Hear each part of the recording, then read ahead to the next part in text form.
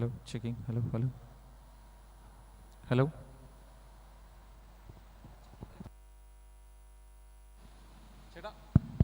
Hello, hello, checking. Hello.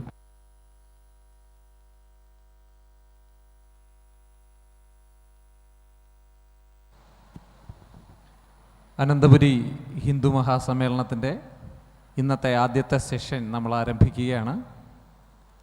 കഴിഞ്ഞ 3-4 ദിവസമായി ഭാരതത്തിൻ്റെ വിവിധ ഭാഗങ്ങളിൽ നിന്നെത്തിയ മഹാരഥന്മാർ ഈ വേദിയിൽ നമ്മുടെ രാജ്യത്തെപ്പറ്റി, രാജ്യത്തിൻ്റെ ചരിത്രത്തെപ്പറ്റി, സംസ്കാരത്തെപ്പറ്റി, സംസ്കൃതിയെപ്പറ്റി, പൈതൃകത്തെപ്പറ്റി, നമ്മുടെ രാജ്യം വിവിധങ്ങളായിട്ടുള്ള സമയങ്ങളിൽ നേരിട്ടിട്ടുള്ള വെല്ലുവിളികളെപ്പറ്റി, അധിനിവേശങ്ങളെപ്പറ്റി വിശദമായി നമ്മളോട് സംവദിക്കുകയുണ്ടായി. അവരുടെ അറിവുകൾ നമുക്ക് ഷെയർ ചെയ്യേണ്ടായി. നമ്മൾ പഠിച്ചും ഗ്രഹിച്ചും ധരിച്ചും വെച്ചിരുന്ന ഒട്ടനവധി മിഥ്യാധാരണകളാണ് ഈ വേദിയിൽ തച്ചുടയ്ക്കപ്പെട്ടത്. അർദ്ധസത്യങ്ങളും അപൂർണ സത്യങ്ങളും ഇവിടെ തിരുത്തപ്പെട്ടു. ആ ഒരു അർത്ഥത്തിൽ അനന്തപുരി ഹിന്ദു മഹാസമ്മേളനവും ഈ യൂത്ത് കോൺക്ലേവും കേരളത്തിൽ വലിയൊരു വിപ്ലവത്തിന് തുടക്കം കുറിച്ചിട്ടുണ്ട് ഈ പത്മനാഭൻ്റെ മണ്ണിൽ എന്നാണ് എനിക്ക് തോന്നുന്നത്. ഇന്നലെ രാവിലെ മുതൽ സോഷ്യൽ മീഡിയയിലും അതുപോലെ തന്നെ പത്രദൃശ്യ മാധ്യമങ്ങളിലെല്ലാം തന്നെ അനന്തപുരി ഹിന്ദു മഹാസമ്മേളനമാണ് ഹോട്ട് ടോപ്പിക്. അത്തരത്തിൽ കേരളത്തിൻ്റെ വർത്തമാന രാഷ്ട്രീയ ചരിത്രത്തിൽ ഒരു വലിയ ഇടം നേടാൻ ഈ ഹിന്ദു മഹാസമ്മേളനത്തിന് സാധിച്ചിട്ടുണ്ട്. കഴിഞ്ഞ 3 ദിവസങ്ങളായി ഈ വേദി ചർച്ച ചെയ്യപ്പെട്ട വിഷയത്തിൻ്റെ പിന്തുടർച്ച തന്നെയാണ് നമ്മൾ ഇന്നും ഇവിടെ ചർച്ച ചെയ്യുന്നത്. ആ വിഷയം പൊളിറ്റിക്സ് ഓഫ് ഹിന്ദുത്വ എന്നുള്ളതാണ്. സമകാലീന ഇന്ത്യൻ രാഷ്ട്രീയ മണ്ഡലത്തിൽ വളരെയധികം പ്രാധാന്യമർഹിക്കുന്നൊരു വിഷയമാണത്. ആ വിഷയത്തിൽ നമ്മളോട് സംവദിക്കാൻ ഇവിടെ എത്തിച്ചേർന്നിട്ടുള്ളത് ഏതാണ്ട് 3 പതിറ്റാണ്ട് കാലത്തിനധികമായി കേരളത്തിലെ മാധ്യമരംഗത്ത് നിറഞ്ഞു നിൽക്കുന്ന നിറസാന്നിധ്യമാണ് അദ്ദേഹം. ജന്മഭൂമിയുടെ മുൻ പത്രാധിപനാണ്. ശ്രീമാൻ കുമ്മനം രാജശേഖരൻ അവർകൾ ഭാരതീയ ജനതാ പാർട്ടി കേരള ഘടകത്തിൻ്റെ പ്രസിഡൻ്റായിരുന്ന കാലത്ത് BJP കേരളത്തിൻ്റെ മാധ്യമ വിഭാഗത്തിൻ്റെ തലവനായിരുന്നു. നിലവിൽ BJPയുടെ സംസ്ഥാന സമിതി അംഗമാണ്. ബഹുമാന്യനായ കേരള ഗവർണർ ഈ യോഗത്തിൻ്റെ ഉദ്ഘാടകൻ കൂടിയായിരുന്ന ശ്രീ ആരിഫ് മുഹമ്മദ് ഖാൻ്റെ പേഴ്സണൽ സ്റ്റാഫ് അംഗമാണ്. എഴുത്തുകാരനാണ്, കോളമിസ്റ്റാണ്, നിരൂപകനാണ്, രാഷ്ട്രീയ നിരീക്ഷകനാണ്. അതുപോലെ തന്നെ ചാനൽ ചർച്ചകളിലെ നിറസാന്നിധ്യമാണ്. ഇനിയും ഒട്ടനവധി ഉപമകളുണ്ട് അദ്ദേഹത്തെ പറ്റി പറയാൻ. ഏറെ ആദരവോടുകൂടി നിങ്ങൾ ഓരോരുത്തർക്കും വേണ്ടി ഞാൻ യൂത്ത് കോൺക്ലേവിൻ്റെ ഈ വേദിയിലേക്ക് ഹരി എസ് കർത്താവറുകളെ സ്വാഗതം ചെയ്യുന്നു. അതോടൊപ്പം സദസ്സിലിരിക്കുന്ന പ്രിയപ്പെട്ട എല്ലാ സഹോദരീ സഹോദരന്മാർക്കും ഗുരുതുല്യന്മാർക്കും ഞാൻ എൻ്റെ സ്വാഗതം ആശംസിക്കുന്നു. സർ, ഒരു ഔട്ട് ഓഫ് സിലബസ് ക്വസ്റ്റ്യനിൽ നിന്ന് ആരംഭിക്കാമെന്നാണ് എനിക്ക് തോന്നുന്നത്. ഞാൻ സൂചിപ്പിച്ച പോലെ ഇന്നലെ രാവിലെ മുതൽ കേരളത്തിൻ്റെ സോഷ്യൽ മീഡിയ പ്ലാറ്റ്ഫോമുകളും ഏതാണ്ട് ഉച്ചയോടുകൂടിയിട്ട് ദൃശ്യമാധ്യമങ്ങളെല്ലാം തന്നെ ചർച്ച ചെയ്യുന്നത് ഹിന്ദു മഹാസമ്മേളനത്തിനെ കുറിച്ചാണ്, ഇവിടെ അനന്തപുരിയിൽ നടക്കുന്ന. അതിനൊരു സ്പെഷ്യൽ താങ്ക്സ് PC ജോർജ് സാറിന് അർഹതപ്പെട്ടതാണെന്ന് തോന്നുന്നു. അദ്ദേഹത്തിനൊരു സ്പെഷ്യൽ താങ്ക്സ് പറയുന്നു. അപ്പോൾ അത്തരത്തിൽ വലിയ ചർച്ചയായിരിക്കുന്നു ഹിന്ദു മഹാസമ്മേളനം. നമ്മുടെ നാട്ടിൽ നമ്മുടെ മുഖ്യമന്ത്രിയും പ്രതിപക്ഷ നേതാവും ഒരു മേശയ്ക്ക് അപ്പുറവും ഇപ്പുറവും ഇരുന്ന് ഇഫ്താർ കൂടുന്നു. അതേസമയം മതേതരത്വത്തിന് മകുടോദാഹരണമായി നമുക്ക് പറയാവുന്ന ശബരിമല, അർത്തുങ്കൽ പള്ളിയും എരുമേലി മോസ്കും ശബരിമലയും തീർത്ഥാടനത്തിൻ്റെ ഭാഗമായി വരുന്ന ശബരിമല, അല്ലെങ്കിൽ പുണ്യപൂങ്കാവനത്തിന് തൊട്ടു താഴെ വാവർക്ക് മോസ്ക് പണിത ശബരിമല, അവിടേക്ക് പോയതിന് DYFIയുടെ സംസ്ഥാന സമ്മേളനത്തിൽ PU ജനീഷ് കുമാർ MLAക്ക് രൂക്ഷമായ ഭാഷയിൽ വിമർശനം കേൾക്കേണ്ടി വരുന്നു. നമ്മളുടെ ഈ കേരളത്തിൻ്റെ ഈ പ്രത്യേക തരത്തിലുള്ള മതേതര മതനിരപേക്ഷ നവോത്ഥാന മൂല്യങ്ങൾക്ക് എങ്ങനെയാണ് സർ നമ്മുടെ ഈ ഹിന്ദു മഹാസമ്മേളനം, ഈ പത്രക്കാരും അതുപോലെ തന്നെ ഈ സാംസ്കാരിക നായകന്മാരും മറ്റും പറയുന്നത് പോലെ എങ്ങനെയാണ് ഈ ഹിന്ദു മഹാസമ്മേളനം നമ്മുടെ ഈ മതനിരപേക്ഷത അവകാശപ്പെടുന്ന കേരളത്തിന് ഭീഷണിയാകുന്നത്?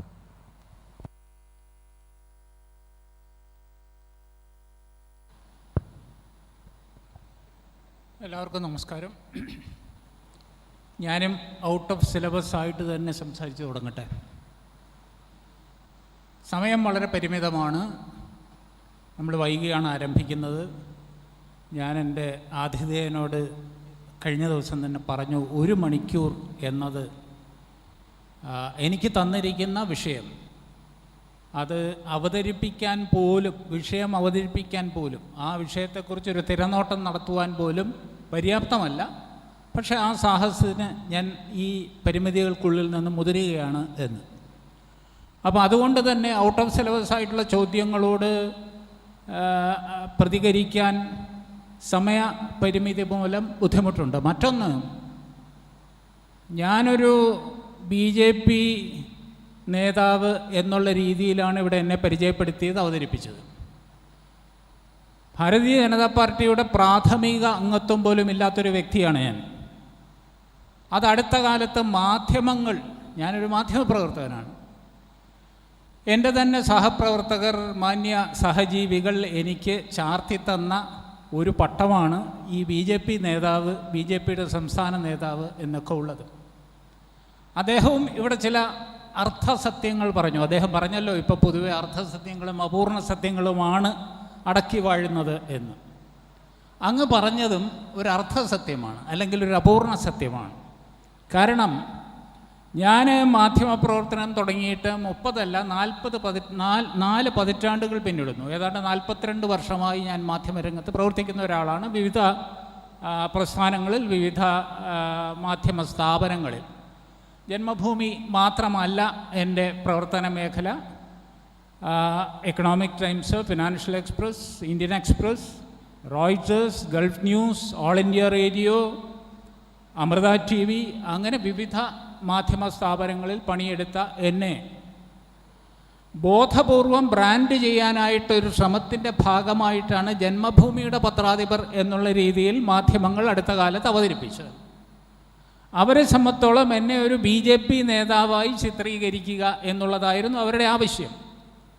ആ നിലയ്ക്ക് ഏറ്റവും അനുയോജ്യമായത് മറ്റു കാര്യങ്ങളൊക്കെ മറച്ചു വച്ചുകൊണ്ട് എൻ്റെ മാധ്യമ പാരമ്പര്യവും പരിചയവും ഒക്കെ തികച്ചും അവഗണിച്ചുകൊണ്ട് പണ്ട് കുരുക്ഷേത്ര ഭൂമിയിൽ അശ്വത്ഥാമ ഹത കുഞ്ചര എന്ന് പറഞ്ഞതുപോലെ, കുഞ്ചര എന്നത് വളരെ പതുക്കെ പറയുകയും അശ്വത്ഥാമ ഹത എന്ന് ഉറച്ച് ആ അർത്ഥസത്യം വിളിച്ചു പറയുകയും ചെയ്തതുപോലെ എന്നെ ഒരു BJP നേതാവായിട്ട് അവതരിപ്പിക്കുകയാണ് ചെയ്തത്.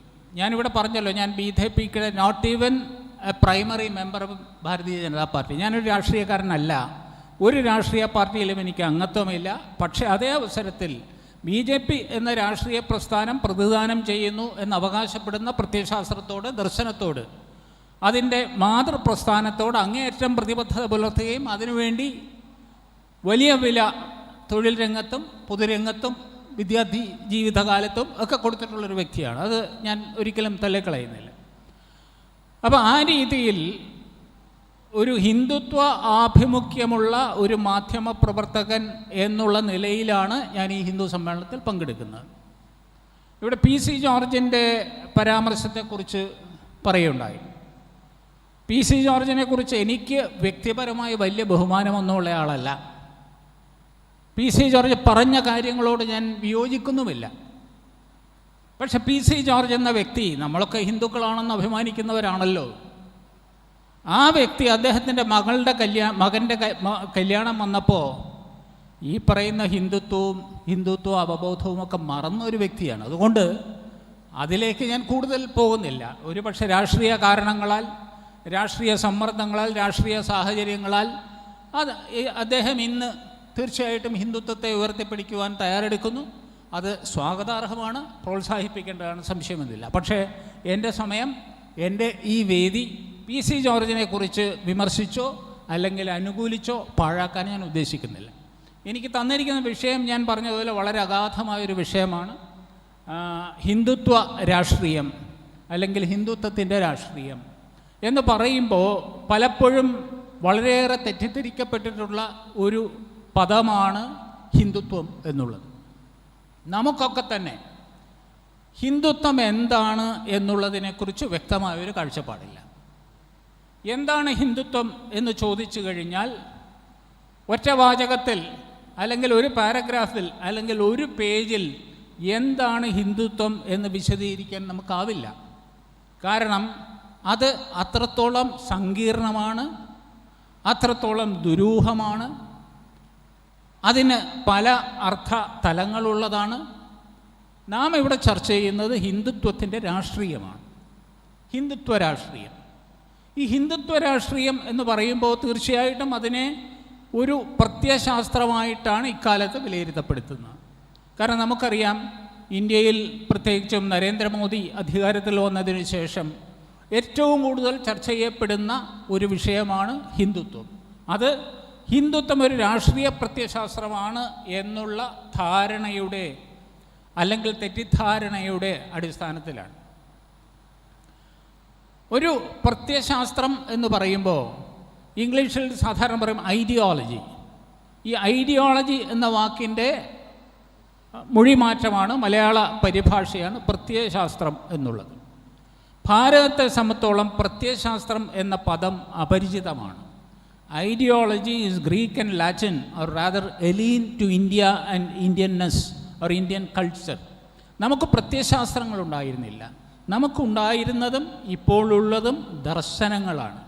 നമ്മൾ പാശ്ചാത്യ നാടുകളിൽ നിന്ന് അല്ലെങ്കിൽ സെമറ്റിക് സംസ്കാരങ്ങളിൽ നിന്ന് ഇറക്കുമതി ചെയ്ത ആശയങ്ങൾക്കാണ് പ്രത്യയശാസ്ത്രം എന്ന് പേര് വിളിക്കുന്നത്. സെക്കുലാറിസം പോലെ തന്നെ വളരെയേറെ തെറ്റിദ്ധരിക്കപ്പെട്ട, തെറ്റായി വ്യാഖ്യാനിക്കപ്പെട്ട ഒരു പദമാണ് ഐഡിയോളജി എന്നുള്ളത്. സെക്കുലറിസം നമുക്കറിയാം, മതേതരം എന്ന് പറയും. വാസ്തവത്തിൽ സെക്കുലറിസത്തിൻ്റെ അർത്ഥം മതമില്ലായ്മയാണ്, anti religion, devoid of religion. മതമില്ലാത്ത ഒരവസ്ഥയാണ് മതേതരമെന്നും മതേതരത്വമെന്നും ഒക്കെ വിവക്ഷിക്കുന്നത്. നമ്മൾ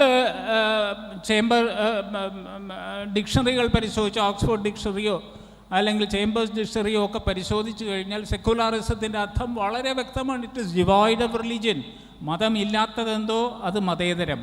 പക്ഷെ നമ്മുടെ നാട്ടിൽ മതേതരത്വം മറ്റൊരു രീതിയിലാണ് നിർവചിക്കപ്പെട്ടിട്ടുള്ളത്, വ്യാഖ്യാനിക്കപ്പെട്ടിട്ടുള്ളത്. അടുത്ത കാലത്ത് ശ്രീമതി ഇന്ദിരാഗാന്ധി ഇന്ത്യയുടെ പ്രധാനമന്ത്രിയായിരുന്ന കാലത്ത് നമ്മുടെ ഭരണഘടനയിൽ പോലും മതേതരത്വം അല്ലെങ്കിൽ സെക്കുലാറിസം എന്ന പദം കൂട്ടിച്ചേർക്കപ്പെട്ടു. അത് ശരിയോ തെറ്റോ എന്നുള്ളത് മറ്റൊരു പ്രശ്നം.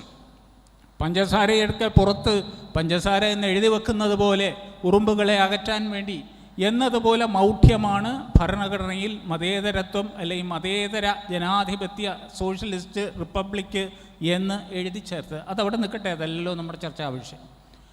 അപ്പോൾ ഇവിടെ സർവമത സമഭാവം അല്ലെങ്കിൽ എല്ലാ മതങ്ങളെയും ഒരുപോലെ കാണുന്ന ഒരു സംവിധാനത്തിനെ അല്ലെങ്കിൽ ഒരു സാഹചര്യത്തെ ആണ് ഇന്ത്യൻ കോണ്ടെക്സ്റ്റിൽ, ഇന്ത്യൻ വീക്ഷണത്തിൽ, ഇന്ത്യൻ പേഴ്സ്പെക്റ്റീവിൽ നമ്മൾ മതേതരത്വം അല്ലെങ്കിൽ സെക്കുലാർ എന്ന് പറയുന്നത്. സാധാരണ രീതിയിൽ ഹീസ് എ സെക്കുലാർ പേഴ്സൺ എന്ന് പറഞ്ഞാൽ മതവിശ്വാസി അല്ലാത്തൊരു വ്യക്തി എന്നുള്ളതാണ്. ഹിന്ദുത്വത്തിൻ്റെ പിതാവ് എന്ന് വിശേഷിപ്പിക്കപ്പെടുന്ന സാക്ഷാൽ V D Savarkar, he was a secular person. Savarkar ഒരു സെക്കുലാർ വ്യക്തിയായിരുന്നു, ഒരു മതേതര വ്യക്തിയായിരുന്നു. അദ്ദേഹത്തിന് മതമില്ലായിരുന്നു, മതവിശ്വാസമില്ലായിരുന്നു. ഇന്ന് പക്ഷേ ഏറ്റവും കൂടുതൽ ഹിന്ദുത്വത്തിൻ്റെ പേരിൽ അല്ലെങ്കിൽ മതേതരത്വത്തിൻ്റെ പേരിൽ അധിക്ഷേപിക്കപ്പെടുന്നത്, ആക്ഷേപിക്കപ്പെടുന്നത് ഈ മതേതരവാദിയായിരുന്ന സവർക്കറെയാണ്. അതിലേക്ക് നമുക്ക് പിന്നീട് വരാം. അപ്പോൾ ഹിന്ദുത്വം എന്നുള്ളത് ഏറെ തെറ്റിദ്ധരിക്കപ്പെട്ട ഒരു പദമാണ്. ആ തെറ്റിദ്ധാരണ വളരെ ബോധപൂർവമുള്ള ആസൂത്രിതമായ ശ്രമത്തിൻ്റെ ഫലമായി ഉണ്ടായതാണ്. ഞാൻ നേരത്തെ പറഞ്ഞു, ചില വൈദേശിക പ്രത്യയശാസ്ത്രങ്ങൾ, ചില സെമറ്റിക് ആശയങ്ങൾ ഇന്ത്യയിലേക്ക് ഇറക്കുമതി ചെയ്യപ്പെട്ടു. അവയുടെ പ്രചാരണത്തിന് അനുകൂലമായി ഇന്ത്യൻ മണ്ണിനെ മാറ്റിയെടുക്കാനുള്ള പാഴ്ശ്രമത്തിൻ്റെ ഫലമായി, പാഴ്ശ്രമം എന്നുള്ളത് ഞാൻ അണ്ടർലൈൻ ചെയ്യുകയാണ്, ആ ശ്രമത്തിൻ്റെ ഫലമായിട്ടാണ് ഈ ഹിന്ദുത്വം എന്നുള്ള പദം ദുർവ്യാഖ്യാനം ചെയ്യപ്പെട്ടത്. ഹിന്ദുത്വത്തിനെതിരെ വമ്പിച്ച കടന്നാക്രമണവും ആക്ഷേപവും ആരോപണങ്ങളും ഒക്കെ ഉയർന്നത്. ഇന്നത്തെ ലോകം എന്ന് പറയുന്നത്, എനിക്ക് പെട്ടെന്ന് ഈ പ്രത്യയശാസ്ത്രത്തെക്കുറിച്ചൊക്കെ സംസാരിക്കുമ്പോൾ പ്രത്യയശാസ്ത്രങ്ങൾക്ക് അവധി കൊടുത്ത ഒരു കാലഘട്ടത്തിലാണ് നാം ജീവിക്കുന്നത്. ഏറ്റവും കൂടുതൽ പ്രത്യയശാസ്ത്ര പിടിവാശി കാണിച്ചിരുന്ന ഇന്ത്യയിൽ കമ്മ്യൂണിസ്റ്റ് പ്രസ്ഥാനമാണ്. നമുക്കറിയാം, ഐഡിയോളജിക്കൽ ക്ലാരിറ്റി, ഐഡിയോളജിക്കലി സ്ട്രിക്റ്റ് ആയിട്ടുള്ളൊരു പ്രസ്ഥാനം ഇന്ത്യയിൽ കമ്മ്യൂണിസ്റ്റ് പാർട്ടിയായിരുന്നു, അവിഭക്ത കമ്മ്യൂണിസ്റ്റ് പാർട്ടി.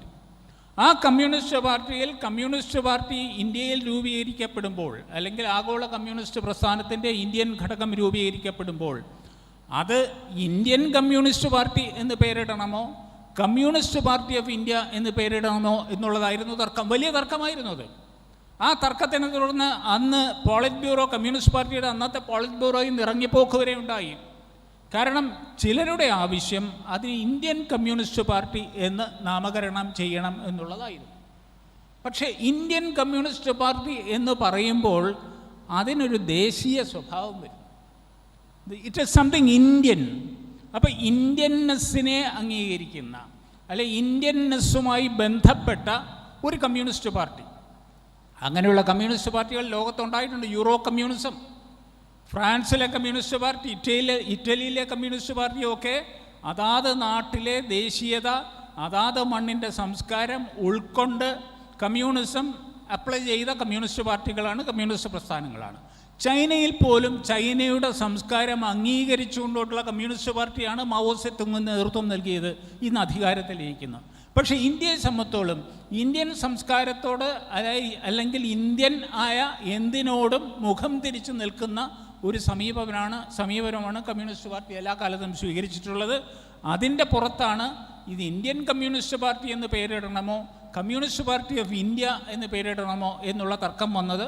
അവസാനം കമ്മ്യൂണിസ്റ്റ് പാർട്ടി ഓഫ് ഇന്ത്യ എന്ന് തന്നെ പേരിടണം എന്നുള്ള ഗ്രൂപ്പിന് മേൽക്കൈ കിട്ടി. അങ്ങനെ കമ്മ്യൂണിസ്റ്റ് പാർട്ടി ഓഫ് ഇന്ത്യ അല്ലെങ്കിൽ CPI എന്നുള്ള പേരിൽ ഈ പ്രസ്ഥാനം അറിയപ്പെടാൻ തുടങ്ങി. പക്ഷേ ഇത്രയൊക്കെ പ്രത്യയശാസ്ത്രപരമായ പിടിവാശി കാണിച്ചിട്ടുള്ള കമ്മ്യൂണിസ്റ്റ് പ്രസ്ഥാനം പോലും അവരുടെ പ്രത്യയശാസ്ത്രത്തോട് വിട പറയുന്ന ഒരു കാഴ്ചയാണ് നാം കഴിഞ്ഞ കുറേ കാലമായി കണ്ടുകൊണ്ടിരിക്കുന്നത്.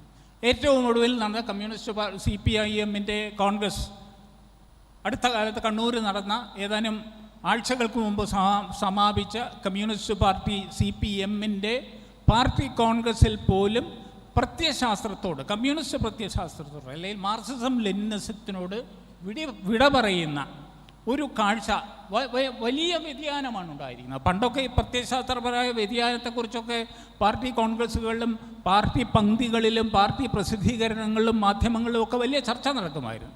ഇന്നതാരും ചർച്ച ചെയ്യുന്നതായിട്ട് കേൾക്കുന്നില്ല. അത് പാർട്ടിയെ അനുകൂലിക്കുന്നവരും പാർട്ടിയെ പ്രതികൂലിക്കുന്നവരും അത് കാര്യമാക്കുന്നില്ല. കാരണം പ്രത്യയശാസ്ത്രം എന്ന് പറയുന്നത് അപ്രസക്തമായ ഒരു കാലഘട്ടത്തിലാണ് നാം ജീവിക്കുന്നത് എന്നുള്ളതൊരു സത്യമാണ്. എന്തുകൊണ്ടത് സംഭവിക്കുന്നു? ഇവിടെയാണ് എനിക്ക് മാവോ സേതുങ്ങിൻ്റെ, അദ്ദേഹം ഒരു കമ്മ്യൂണിസ്റ്റ് ആചാര്യനാണല്ലോ, ഒരുപക്ഷെ മാർക്സും ലെനിനും കഴിഞ്ഞാൽ ലോകത്ത് ഏറ്റവും കൂടുതൽ കമ്മ്യൂണിസ്റ്റുകൾ ആരാധിക്കുന്ന അല്ലെങ്കിൽ ആരാധിച്ചിരുന്ന ഒരു communist ആചാര്യനാണ് Shri Mao Zedong. Mao സേതുങ്ങിൻ്റെ വളരെ പ്രസക്തമായ ഒരു സൂക്തമുണ്ട്. ഞാനൊക്കെ വിദ്യാർത്ഥിയായിരിക്കുന്ന കാലത്ത് ഈ പറയുന്ന ചെയർമാൻ മാവോയ്ക്കും ചെഗുവേരയ്ക്കും ഒക്കെ വലിയ സ്വാധീനമായിരുന്നു ക്യാമ്പസുകളിൽ, വിദ്യാർത്ഥികളുടെ ഇടയിൽ, ചെറുപ്പക്കാരുടെ ഇടയിൽ. ഇന്നത്തെ പോലെ അല്ല. അപ്പോൾ അന്ന് ചെറുപ്പക്കാരൊക്കെ പറഞ്ഞു നടന്നിരുന്ന ഒരു മാവോ സൂക്തമുണ്ട്, ചുവരുകളിലൊക്കെ എഴുതിയിട്ടിരുന്ന ഒരു മാവോ സൂക്തമുണ്ട്. അതിൽ വളരെ പ്രധാനപ്പെട്ട ഒന്ന്, whether you like it or not, working class ideology is in command everywhere.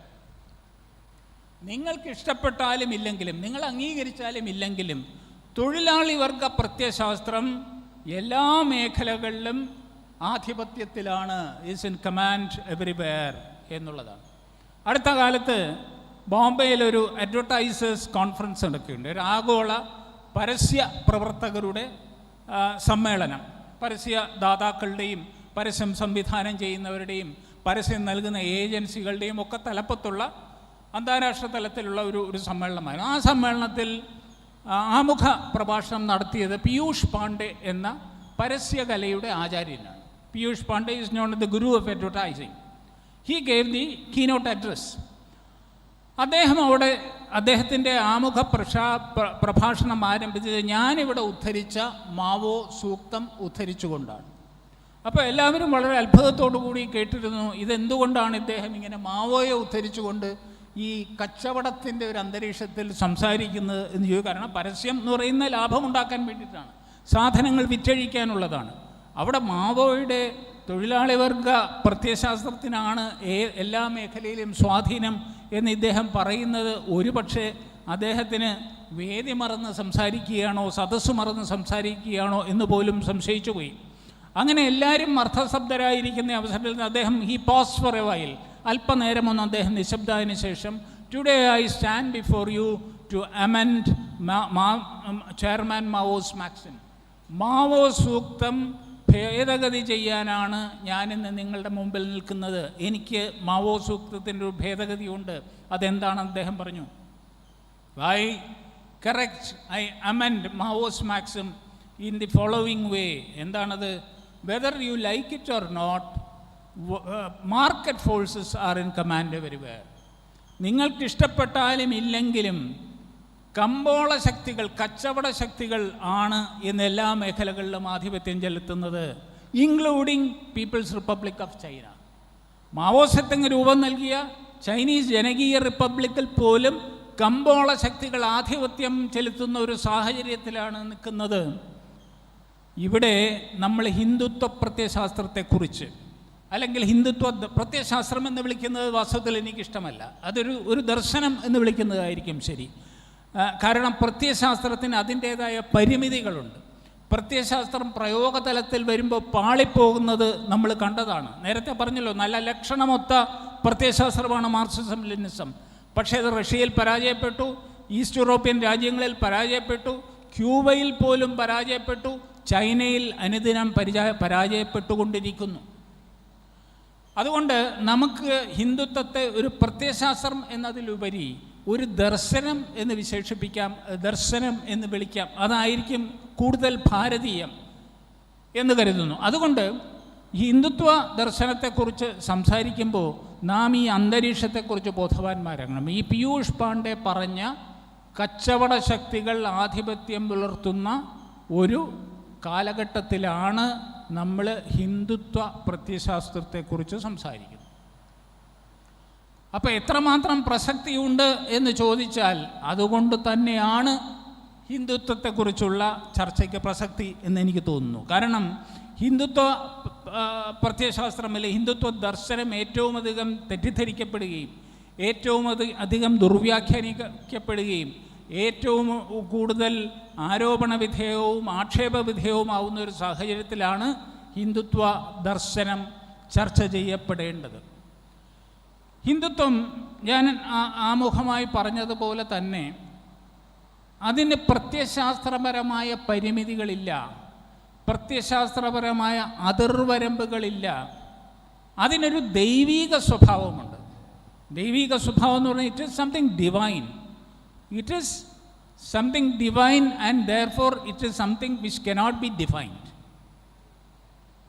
ദൈവീകമായത് എന്തും അല്ലെങ്കിൽ അമാനുഷികമായ എന്തും, അത് ദർശനമാവട്ടെ, പ്രതിഭാസമാവട്ടെ, പ്രസ്ഥാനമാവട്ടെ, പ്രവണതയാവട്ടെ, എന്തും അതിനെ നമുക്ക് ഒരു നിർവചനത്തിൻ്റെ 4 ചുറ്റളവിനുള്ളിൽ ഒതുക്കാൻ സാധിക്കില്ല എന്നുള്ളതൊരു വസ്തുതയാണ്. അതിന് പലപ്പോഴും നമ്മുടെ ഉപനിഷത്കാരന്മാർ, നമ്മുടെ വേദ ആചാര്യന്മാർ, നമ്മുടെ സാംസ്കാരിക ആചാര്യന്മാരൊക്കെ ഉപയോഗിച്ചിരുന്ന ഒരു സിദ്ധാന്തമാണ്, അല്ലെങ്കിൽ ഒരു രീതിയാണ്, ഒരു ശൈലിയാണ് നേതി ശൈലി എന്ന് പറയുന്നത്.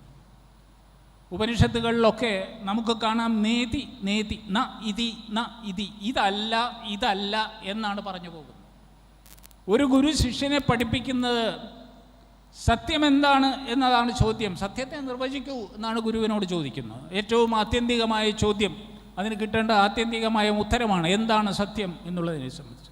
അപ്പോൾ ആ സത്യത്തിനെ കുറിച്ച് മറുപടി പറയാൻ, വ്യക്തമായ മറുപടി പറയുന്നതിന് പകരം ഇതല്ല സത്യം, ഇതല്ല സത്യം, ഇതല്ല സത്യം എന്നുള്ള രീതിയിലാണ് ശിഷ്യനെ സത്യത്തെക്കുറിച്ച് സാക്ഷാത്കാരം ഉണ്ടാക്കി കൊടുക്കുന്നത്, അല്ലെങ്കിൽ സത്യത്തെക്കുറിച്ച് ബോധവൽക്കരണം നൽകുന്നത്.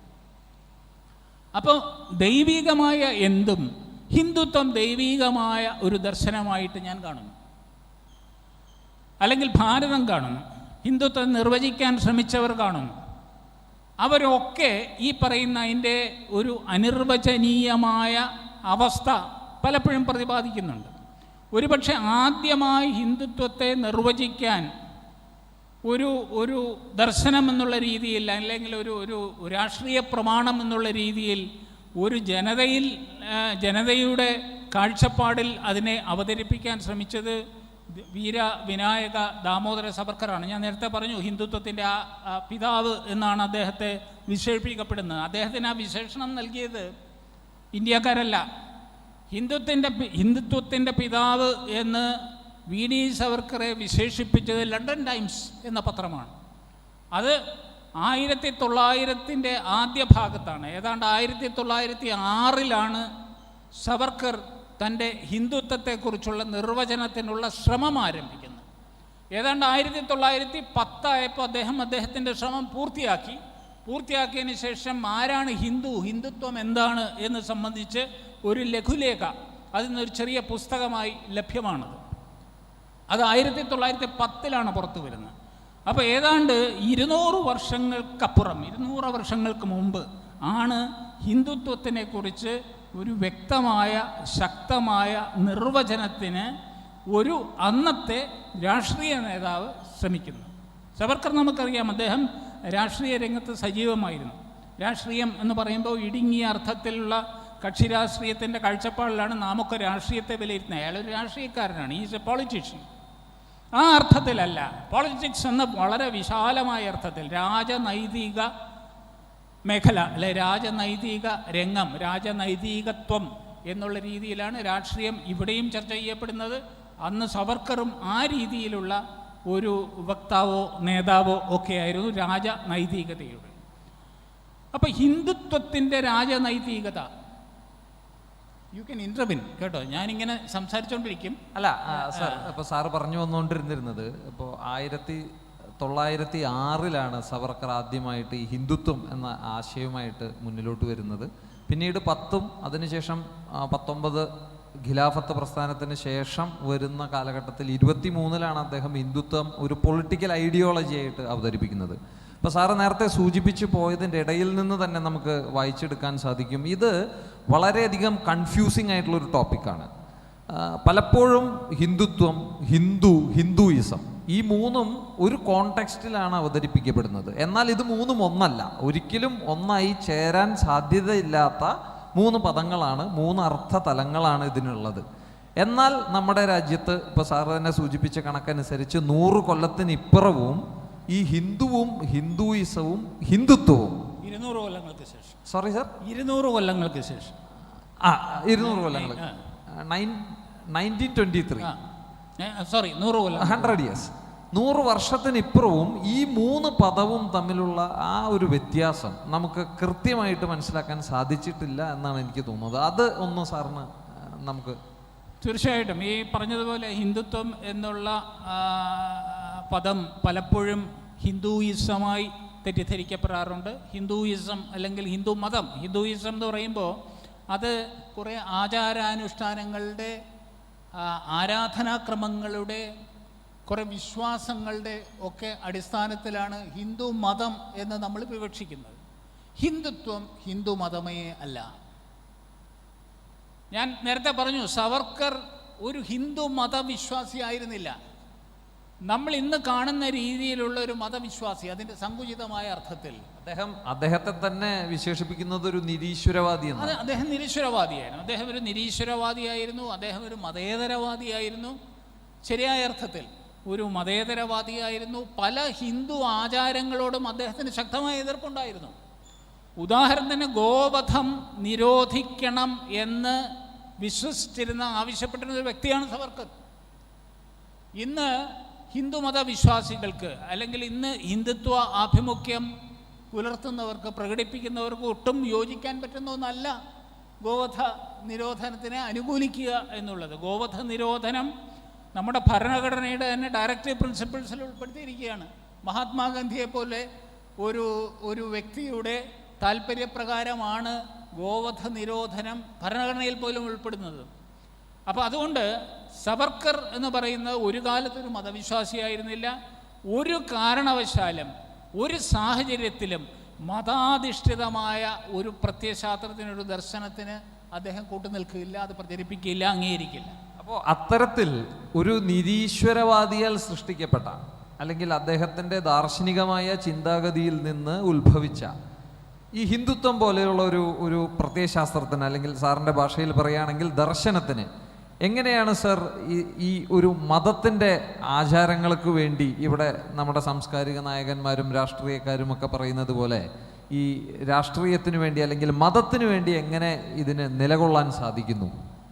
അവിടെയാണ് ഇപ്പം ഈ നിരീശ്വരവാദി എന്ന് പറയുമ്പോൾ വീണ്ടും തെറ്റിദ്ധരിക്കപ്പെടാനിടയുള്ള ഒരു പ്രയോഗമാണ് നിരീശ്വരവാദി.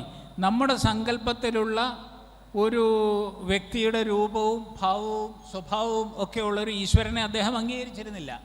പക്ഷേ അദ്ദേഹം ആത്യന്തികമായ ഒരു ശക്തിയെ, ദി അൾട്ടിമേറ്റ് ഡിവൈൻ ഫോഴ്സ്, അതിനെ സാവർക്കർ എല്ലാ കാലത്തും അംഗീകരിച്ചിരുന്നു, ആരാധിച്ചിരുന്നു. പക്ഷെ അദ്ദേഹം ക്ഷേത്രത്തിൽ പോവുകയോ ചില ഉപാസനകൾ നടത്തുകയോ ഒന്നും ചെയ്തിരുന്നില്ല. ഈശ്വര സാക്ഷാത്കാരം തന്നെയായിരുന്നു സാവർക്കറുടെയും. ഒരു തരത്തിൽ ഭാരതീയ ഈശ്വര ദർശനത്തെ അദ്ദേഹം പൂർണ്ണമായി ആക്സെപ്റ്റ് ചെയ്തിരുന്നു. ഭാരതീയ ഈശ്വര ദർശനം, ഇതൊക്കെ ഈശ്വര ദർശനങ്ങളാണ്. ഭാരതീയ ഈശ്വര ദർശനമായിട്ട് നമ്മൾ പുല്ലിനെയും പുഴുവിനെയും ഈശ്വരനായി ആരാധിക്കും, സൂര്യനെ ആരാധിക്കും, വൃക്ഷങ്ങളെ ആരാധിക്കും. ഇതൊന്നുമില്ലാതെ ഉള്ള ആരാധനാക്രമവും നമുക്കുണ്ട്. ഇപ്പോൾ ഇവർ വേദത്തിൽ മാത്രം വിശ്വസിക്കുന്ന, വൈദികമായ ആചാരക്രമങ്ങളിൽ മാത്രം വിശ്വസിക്കുന്ന ആര്യ സമാജക്കാർ, അവർ ക്ഷേത്രാരാധനയ്ക്കും വിഗ്രഹാരാധനയ്ക്കും എതിരാണ്. മുസ്ലിങ്ങളെപ്പോലെ തന്നെ, മുസ്ലിങ്ങൾ വിഗ്രഹാരാധനയ്ക്കെതിരാണല്ലോ, ക്ഷേത്രാരാധനയ്ക്കെതിരെയാണ്. മുസ്ലിങ്ങളെപ്പോലെ തന്നെ വിഗ്രഹാരാധനയെ ഭർഷിക്കുന്നവരാണ് ഹിന്ദുത്വത്തിൻ്റെ വലിയ വക്താക്കളായ Dayananda Saraswati.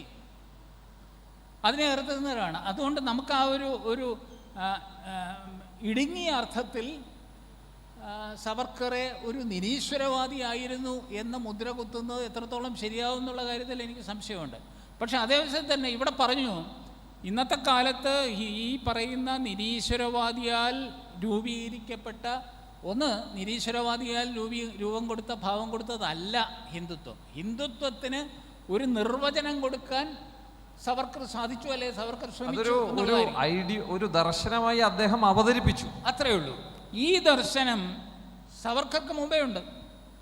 Savarkar was describe as the father of Hinduness. ഹിന്ദുത്വം ഒന്നുമല്ല. ലണ്ടൻ ടൈംസ് എഴുതിയ Savarkar is the father of Hinduness അല്ലെങ്കിൽ ഇന്ത്യൻനെസ് എന്നൊക്കെയാണ് അന്ന് എഴുതിയത്. പക്ഷെ സത്യത്തിൽ അദ്ദേഹം അതിൻ്റെ പിതാവല്ല. നമ്മൾ പലർക്കും ഈ തെറ്റായ രീതിയിൽ പിതൃത്വം ആരോപിക്കും. അത് വിവാദം ആവും എന്നുള്ളതുകൊണ്ട് ആ പിതൃത്വത്തിലേക്കൊന്നും ഞാൻ കടക്കുന്നില്ല. സവർക്കർ ശരിക്ക് ഹിന്ദുത്വത്തിൻ്റെ സന്തതിയായിരുന്നു. Savarkar was a son of Hindutva. He was a product of Hindutva. He was a expression of Hindutva. സവർക്കറെ പോലെ തന്നെ ബാലഗംഗാധര തിലകൻ ഹിന്ദുത്വത്തിൻ്റെ വക്താവായിരുന്നു. അദ്ദേഹം ഹിന്ദുത്വത്തിൻ്റെ സന്തതിയായിരുന്നു, ഹിന്ദുത്വത്തിൻ്റെ പിതാവായിരുന്നു. മദൻ മോഹൻ മാളവിയ, പണ്ഡിറ്റ് കാശി ബനാറസ് ഹിന്ദു യൂണിവേഴ്സിറ്റിയൊക്കെ സ്ഥാപിച്ച മദൻ മോഹൻ മാളവിയ, അദ്ദേഹം ഹിന്ദുത്വത്തിൻ്റെ മറ്റൊരു സന്തതിയായിരുന്നു. ബംഗാളി റൈറ്ററും ലിറ്ററേച്ചർ ആചാര്യനായിരുന്ന ചന്ദ്രനാഥ് ബസു. യെസ്. അങ്ങനെ ഒരുപാട് പേര്, കേരളം ഉൾപ്പെടെ. കേരളത്തിലെ ശ്രീനാരായണ ഗുരു, ഇപ്പോൾ ഏറ്റവും വലിയൊരു വിവാദം ശ്രീനാരായണ ഗുരുവിനെ ഹൈജാക്ക് ചെയ്യാൻ സംഘപരിവാർ ശ്രമിക്കുന്നു എന്നുള്ളതാണല്ലോ. ശ്രീനാരായണ ഗുരുവിൻ്റെ കുത്തകാവകാശം ഇടതുപക്ഷ പ്രസ്ഥാനത്തിനാണ് എന്ന് അവകാശപ്പെടുന്ന ഈ സാഹചര്യത്തിൽ അത് വിവാദമാവും എന്ന് അറിഞ്ഞുകൊണ്ട് തന്നെ പറയുന്നു, ശ്രീനാരായണ ഗുരു ഹിന്ദുത്വത്തിൻ്റെ വക്താവായിരുന്നു. ഹിന്ദുത്വം എന്ന് പറയുമ്പോൾ ഈ പറഞ്ഞ സങ്കുചിത മതാധിഷ്ഠിതമായിട്ടുള്ള ഹിന്ദുത്വമല്ല. പക്ഷേ നിർഭാഗ്യവശാൽ ഇന്ന് സമകാലിക കേരളത്തിൽ, സമകാലീന ഭാരതത്തിൽ, ഇന്ത്യയിൽ ഹിന്ദുത്വം എന്നത് ഹിന്ദു മതാധിഷ്ഠിതമായി വ്യാഖ്യാനിക്കപ്പെടുന്നു, പ്രചരിപ്പിക്കപ്പെടുന്നു. അവിടാണ് ഈ പറയുന്ന ഒരു വിരോധാഭാസം അല്ലെങ്കിൽ ഒരു വൈരുദ്ധ്യം എന്ന് പറയുന്നത്. അതിൻ്റെ ഒരു ഡയലറ്റിക്സ് എന്ന് പറയുന്നത് ഈ പറയുന്ന മതാധിഷ്ഠിതമല്ലാത്ത ഹിന്ദുത്വത്തെ മതാധിഷ്ഠിതമാക്കി മാറ്റുവാൻ, മതാധിഷ്ഠിതമായി വ്യാഖ്യാനിക്കുവാനുള്ള ഒരു ശ്രമം നടന്നുകൊണ്ടിരിക്കുന്നു. ഇത് അത്യന്തം അപകടകരമാണ്. അതാണ് ഞാനിവിടെ സമർത്ഥിക്കാൻ ഉദ്ദേശിക്കുന്നു, അല്ലെ സ്ഥാപിക്കാൻ ഉദ്ദേശിക്കുന്നത്, ഈ ഹിന്ദുത്വവും ഹിന്ദുത്വ രാഷ്ട്രീയവും തമ്മിലുള്ള വ്യത്യാസം. ക്ഷമിക്കണം, രാഷ്ട്രീയ ഹിന്ദുത്വവും തമ്മിലുള്ള വ്യത്യാസം. അതായത് പൊളിറ്റിക്കൽ ഹിന്ദുയിസവും Hindutva of politics. Exactly. Politics of Hindutva or Hindutva politics എന്നതും സാർ തന്നെ പറയേണ്ടതായിട്ടുണ്ട്. പൊളിറ്റിക്കൽ ഹിന്ദുത്വ എന്ന് പറയുന്ന രാഷ്ട്രീയ ഹിന്ദുത്വം, ഹിന്ദുത്വത്തിൻ്റെ രാഷ്ട്രീയമോ ഹിന്ദുത്വ രാഷ്ട്രീയമോ അല്ല, രാഷ്ട്രീയ ഹിന്ദുത്വം ഇതാണിന്ന് പ്രചാരം നേടുന്നത്. ഹിന്ദുത്വത്തോട് ആഭിമുഖ്യമുണ്ട് എന്ന് അവകാശപ്പെടുന്ന അല്ലെങ്കിൽ നമ്മൾ കരുതുന്ന പ്രസ്ഥാനങ്ങൾ പോലും, രാഷ്ട്രീയ പാർട്ടികൾ ഉൾപ്പെടെ, ഹിന്ദുത്വത്തിൽ ഞങ്ങൾ ഉറച്ചു നിൽക്കുന്നു, അല്ലെങ്കിൽ ഞങ്ങൾ ഹിന്ദുത്വത്തിൽ വിശ്വസിക്കുന്നു, ഹിന്ദുത്വം ഉയർത്തിപ്പിടിക്കുന്നു എന്ന് പരസ്യമായി പറയാൻ മടിക്കുന്ന ഒരു കാലമാണിത്. നമുക്കറിയാം, പല നേതാക്കളും പല പ്രസ്ഥാനങ്ങളും അവരൊക്കെ ഹിന്ദുത്വ ആഭിമുഖ്യമുള്ളവരാണ്, ഹിന്ദുത്വത്തിൽ അധിഷ്ഠിതമാണ്, ഹിന്ദുത്വ പാരമ്പര്യത്തിൽ വളർന്നു വന്നവരാണ്, അല്ലെങ്കിൽ വളർത്തിക്കൊണ്ടുവന്നവരാണ്. അവർ പോലും ചില സ്ഥാനങ്ങളും ഒക്കെ കിട്ടിക്കഴിയുമ്പോൾ ഞാനൊരു ഹിന്ദുത്വവാദിയാണ്, അല്ലെങ്കിൽ എൻ്റെ പ്രസ്ഥാനം ഹിന്ദുത്വാധിഷ്ഠിതമാണ് എന്ന് പറയുവാൻ മടിക്കുന്ന അതാണ് ഏറ്റവും വലിയ ദുരന്തം. അതേ അവസരത്തിൽ ഹിന്ദുത്വവുമായി പുലബന്ധം പോലും ഇല്ലാത്ത വ്യക്തികൾ, ഹിന്ദുത്വവുമായി ഒരു രീതിയിലും ആഭിമുഖ്യമില്ലാത്ത പ്രസ്ഥാനങ്ങൾ പല അവസരങ്ങളിലും രാഷ്ട്രീയ ഹിന്ദുത്വത്തെ ഉയർത്തിപ്പിടിക്കുന്നു. ഇന്ത്യൻ നാഷണൽ കോൺഗ്രസ് ആവട്ടെ, CPM ആവട്ടെ, CPM പലപ്പോഴും അവരുടെ സമ്മേളനം നടക്കുമ്പോൾ, DYFIയുടെ സമ്മേളനമാവട്ടെ, അല്ലെ പാർട്ടി കോൺഗ്രസ് ആവട്ടെ, അവിടെയൊക്കെ ശ്രീനാരായണ ഗുരുവിൻ്റെ സൂക്തങ്ങൾ, വിദ്യാധിരാജ ചട്ടമ്പി സ്വാമികളുടെ സൂക്തങ്ങൾ, അവരുടെ ചിത്രങ്ങൾ, കുമാരനാശാൻ്റെ സൂക്തങ്ങൾ, അയ്യാ വൈകുണ്ഠസ്വാമികളുടെ സൂക്തങ്ങൾ, വിവേകാനന്ദ സ്വാമികളുടെ, ഇതൊക്കെ ഈ പറയുന്ന ആചാര്യന്മാരുടെ ഒക്കെ, ഇവരൊക്കെ ഹിന്ദുത്വാചാര്യന്മാരാണ്. ഈ ഹിന്ദുത്വാചാര്യന്മാരെ ഒക്കെ ഇതിൻ്റെ പ്രചരണത്തിന് വേണ്ടി ഉപയോഗിക്കുന്ന ഒരു പ്രവണത നമ്മൾ കാണുന്നു. അത് വാസ്തവത്തിൽ ഹിന്ദുത്വ രാഷ്ട്രീയമോ ഹിന്ദുത്വത്തിൻ്റെ രാഷ്ട്രീയമോ അല്ല, മറിച്ച് രാഷ്ട്രീയ ഹിന്ദുത്വമാണ്, പൊളിറ്റിക്കൽ ഹിന്ദുത്വമാണ്. കോൺഗ്രസ്സുകാർ ഉപയോഗിക്കാറുണ്ട്. പലപ്പോഴും സന്യാസിമാരെ പോയി സാഷ്ടാംഗം നമസ്കരിക്കും തെരഞ്ഞെടുപ്പ് വരുന്ന സമയത്ത്, അല്ലാത്തപ്പോൾ അവരെ തള്ളിപ്പറയും. ഉത്തരേന്ത്യയിലെ ചില സംസ്ഥാനങ്ങളിൽ തെരഞ്ഞെടുപ്പ് നടക്കുമ്പോൾ ലളിതാ സഹസ്രനാമം ചൊല്ലുക, അതുപോലെ വലിയ രീതിയിൽ കുറി വരയ്ക്കുക, കാവി ഷോളുകൾ അണിയുക. അടുത്ത കാലത്ത് UP തെരഞ്ഞെടുപ്പിൽ നമ്മൾ കണ്ട പ്രിയങ്ക ഗാന്ധിയും രാഹുൽ ഗാന്ധിയും ഒക്കെ മഠങ്ങൾ സന്ദർശിക്കുകയും ഒരു ഹിന്ദുത്വ ആഭിമുഖ്യം കാണിക്കാനുള്ള ഒരു വെമ്പൽ അവരുടെ ഭാഗത്തു നിന്നുണ്ടാവുന്നുണ്ട്. അപ്പോൾ അതിൽ നമ്മൾ മനസ്സിലാക്കേണ്ടത്, നമ്മൾ തിരിച്ചറിയേണ്ടത്, ഹിന്ദുത്വ രാഷ്ട്രീയം എന്നുള്ളത് തെരഞ്ഞെടുപ്പിൽ കണ്ണുവെച്ചുകൊണ്ടല്ല, വോട്ട് ലക്ഷ്യമാക്കിക്കൊണ്ടല്ല ഹിന്ദുത്വ രാഷ്ട്രീയം. ഹിന്ദുത്വ രാഷ്ട്രീയം അല്ലെങ്കിൽ ഹിന്ദുത്വത്തിൻ്റെ രാഷ്ട്രീയം, നമ്മൾ സാധാരണ പറയാറുണ്ട് ഈ difference between A statesman and A politician. Political leader and A statesman, അവരെ പലപ്പോഴും അവരെ തിരിച്ചറിയുന്നത്, അവരെ വേർതിരിക്കുന്നത്, എ പൊളിറ്റീഷ്യൻ ഓൾവേസ് സീസ് ദി നെക്സ്റ്റ് ഇലക്ഷൻസ്. അടുത്ത തെരഞ്ഞെടുപ്പ് ലക്ഷ്യമാക്കിയാണ് ഒരു രാഷ്ട്രീയ നേതാവ് അല്ലെങ്കിൽ ഒരു രാഷ്ട്രീയ പ്രവർത്തകൻ എപ്പോഴും പ്രവർത്തിക്കുക. അവൻ്റെ കണ്ണ് എപ്പോഴും അടുത്ത തെരഞ്ഞെടുപ്പിൽ കിട്ടാവുന്ന വോട്ടിലാണ്. ഒരു ഭരണതന്ത്രജ്ഞനെ സംബന്ധിച്ചോളം, ഒരു സ്റ്റേറ്റ്സ്മാനെ സംബന്ധിച്ചോളം, അവൻ അടുത്ത തലമുറയെ ലക്ഷ്യമാക്കിയാണ് പ്രവർത്തിക്കുന്നത്. ഇതാണ് വ്യത്യാസം. ഇതുപോലെ തന്നെ ഹിന്ദുത്വത്തിൻ്റെ രാഷ്ട്രീയം അല്ലെ ഹിന്ദുത്വ രാഷ്ട്രം തലമുറകളെ മുന്നിൽ കണ്ടുകൊണ്ടുള്ളതാണ്. ഭാവി ഭാരതം എങ്ങനെയാവണം, ഭാവി ലോകം എങ്ങനെയാകണം, നമുക്കെങ്ങനെ വസുദൈവ കുടുംബകം എന്നുള്ള നമ്മുടെ ഉപനിഷത്ത് വാക്യം ഒരു യാഥാർത്ഥ്യമാക്കാൻ സാധിക്കും, അതിൻ്റെ നേതൃത്വം ഋണന്തോ വിശ്വമാര്യം എന്നുള്ള രീതിയിൽ ലോകത്തെ മുഴുവൻ ആര്യമയമാക്കുവാൻ നമുക്കെങ്ങനെ സാധിക്കും, അതിന് ഭാരതത്തെങ്ങനെ വിശ്വഗുരുവാൻ സാധിക്കും, ഭാരതത്തിന് എങ്ങനെ നേതൃത്വം നൽകാൻ സാധിക്കും. ഇതാണ് ഒരു ഹിന്ദുത്വ രാഷ്ട്രീയക്കാരൻ്റെ ലക്ഷ്യം. പക്ഷെ രാഷ്ട്രീയ ഹിന്ദുത്വത്തിൻ്റെ രാഷ്ട്രീയ ഹിന്ദുവിൻ്റെ ലക്ഷ്യം അടുത്ത തെരഞ്ഞെടുപ്പാണ്. അപ്പോൾ അവിടെ ഈ പറയുന്ന പോലെ ഹിന്ദു അഹിന്ദു വ്യത്യാസമൊന്നുമില്ല. ക്രിസ്ത്യാനികളായ പല നേതാക്കന്മാരും നമ്മുടെ വേദികളിൽ വന്ന് ഹിന്ദുത്വത്തെക്കുറിച്ച് ആവേശപൂർവ്വം സംസാരിക്കും. അത് ഈ പറയുന്ന അടുത്ത തലമുറയെ ലക്ഷ്യമാക്കിയോ അല്ലെങ്കിൽ ഭാരതത്തിൻ്റെയോ ലോകത്തിൻ്റെയോ മാനവരാശിയുടെയോ ഭാവിയോ മുന്നിൽ കണ്ടിട്ടല്ല, അടുത്ത തെരഞ്ഞെടുപ്പിൽ എവിടെ എനിക്ക് നിൽക്കാം, ഏത് പാർട്ടിയിൽ എനിക്കൊരു സീറ്റ് ലഭിക്കാം എന്നുള്ളത് മാത്രം കണ്ണുവെച്ചുകൊണ്ടാണ്. അതൊരുപക്ഷെ വിവാദമായി എന്നും വരാം. ഒരുപക്ഷെ ശ്രദ്ധിക്കപ്പെടുന്നത് അത്തരം നെഗറ്റീവായിട്ടുള്ള പ്രസ്താവനകളും പ്രഖ്യാപനങ്ങളുമായിരിക്കും. നമ്മൾ ഹിന്ദുത്വത്തെക്കുറിച്ച് വളരെ കൂലങ്കഷമായി ചിന്തിക്കുകയും ചർച്ച ചെയ്യുകയും ഒക്കെ ചെയ്യുന്നത് അറിയാനും അറിയിക്കാനുമാണ്. ഗുരുദേവൻ പറഞ്ഞ പോലെ വാദിക്കാനും ജയിക്കാനുമല്ല. നമുക്ക് ഒരുപാട് കാര്യങ്ങൾ അറിയാനുണ്ട്, നമുക്ക് തെറ്റിദ്ധാരണകൾ ധാരാളമുണ്ട്. അത് തിരുത്തുക, ശരിയായിട്ട് എന്താണ് ഹിന്ദുത്വം എന്ന് പരസ്പരം ചർച്ച ചെയ്തൊരു സംവാദത്തിലുള്ള ഇപ്പോൾ ഈ ഒരു രീതി വളരെ ഒരു സ്വാഗതാർഹമാണ്. സാധാരണ എങ്ങനെയെന്ന് പറഞ്ഞാൽ ഒരു പ്രഭാഷണം അല്ലെങ്കിൽ ഒരു പ്രസംഗം എന്ന് പറഞ്ഞാൽ ഒരാൾ വേദി വരിക, അയാളുടെ അഭിപ്രായങ്ങൾ പറയുക. It's is a monologue.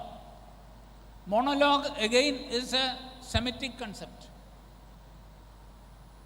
നമ്മുടേതൊരു ഡയലോഗിൻ്റെ സംസ്കാരമാണ്, നമ്മുടെ സംവാദത്തിൻ്റെ സംസ്കാരമാണ് ഭാരതീയ സംസ്കാരം. നമ്മുടെ ഉപനിഷത്തുകളിലുടനീളം സംവാദമാണ്, ഗുരുവും ശിഷ്യനും തമ്മിലുള്ള സംവാദമാണ്. ശ്രീകൃഷ്ണനും അർജുനനും തമ്മിലുള്ള സംവാദമാണ് ഭഗവത്ഗീത. ശ്രീകൃഷ്ണാർജുന സംവാദേ എന്നാണല്ലോ. അതിൽ കൃഷ്ണൻ അവതാര പുരുഷനാണെന്ന് മനസ്സിലാക്കിയിട്ട് പോലും കൃഷ്ണനെ ചോദ്യം ചെയ്യുകയാണ്. സാധാരണ പത്രക്കാരുടെ ഭാഷയിൽ പറഞ്ഞാൽ he is being grilled by Arjuna. ചോദ്യങ്ങൾ ചോദിച്ച് അദ്ദേഹത്തെ വീർപ്പുമുട്ടിക്കുകയാണ്.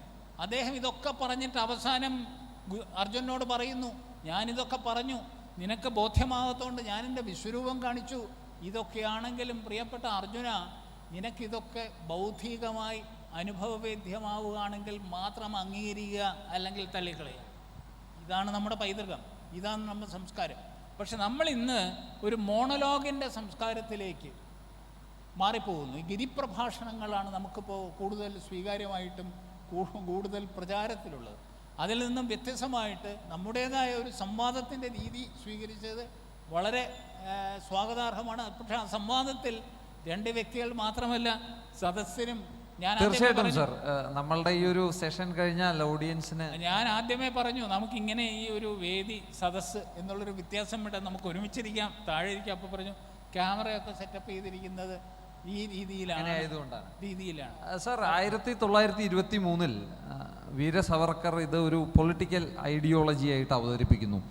ഈ അവതരിപ്പിക്കുന്ന അവസരത്തിൽ അദ്ദേഹം തന്നെ പറയുന്നുണ്ട്, ഇസ്താംബുൾ ബേസ് ചെയ്തിട്ടുള്ള ഖലീഫയ്ക്കും ഈ ഇസ്ലാമിൻ്റെ മതമൂല്യങ്ങൾക്കും ഇന്ത്യൻ ഇസ്ലാമുകളുടെ ഇടയിൽ വർദ്ധിച്ചു വരുന്ന ജനപിന്തുണയും അതുപോലെ തന്നെ ഈ സ്വീകാര്യതയും, അതോടൊപ്പം 1919 മുതൽ 22 വരെ ഖിലാഫത്ത് പ്രസ്ഥാനത്തിൻ്റെ ഭാഗമായി രാജ്യത്ത് നടന്ന ഒട്ടനവധി കലാപങ്ങളും അതിൻ്റെ ഒരു വെളിച്ചത്തിൽ നമ്മളുടെ ഈ കുലത്തെയും നമ്മളുടെ ഭാരതാംബ എന്ന് നമ്മൾ അമ്മ എന്ന് വിശേഷിപ്പിക്കുന്ന നമ്മളുടെ പവിത്രമായി കണക്കാക്കുന്ന നമ്മുടെ ഈ ജന്മനാടിനെയും അതിൻ്റെ സംസ്കാരത്തെയും നിലനിർത്താൻ വേണ്ടിയാണ് ഞാൻ ഇത്തരം ഒരു ആശയത്തിലേക്ക് വന്നു ചേരുന്നത്.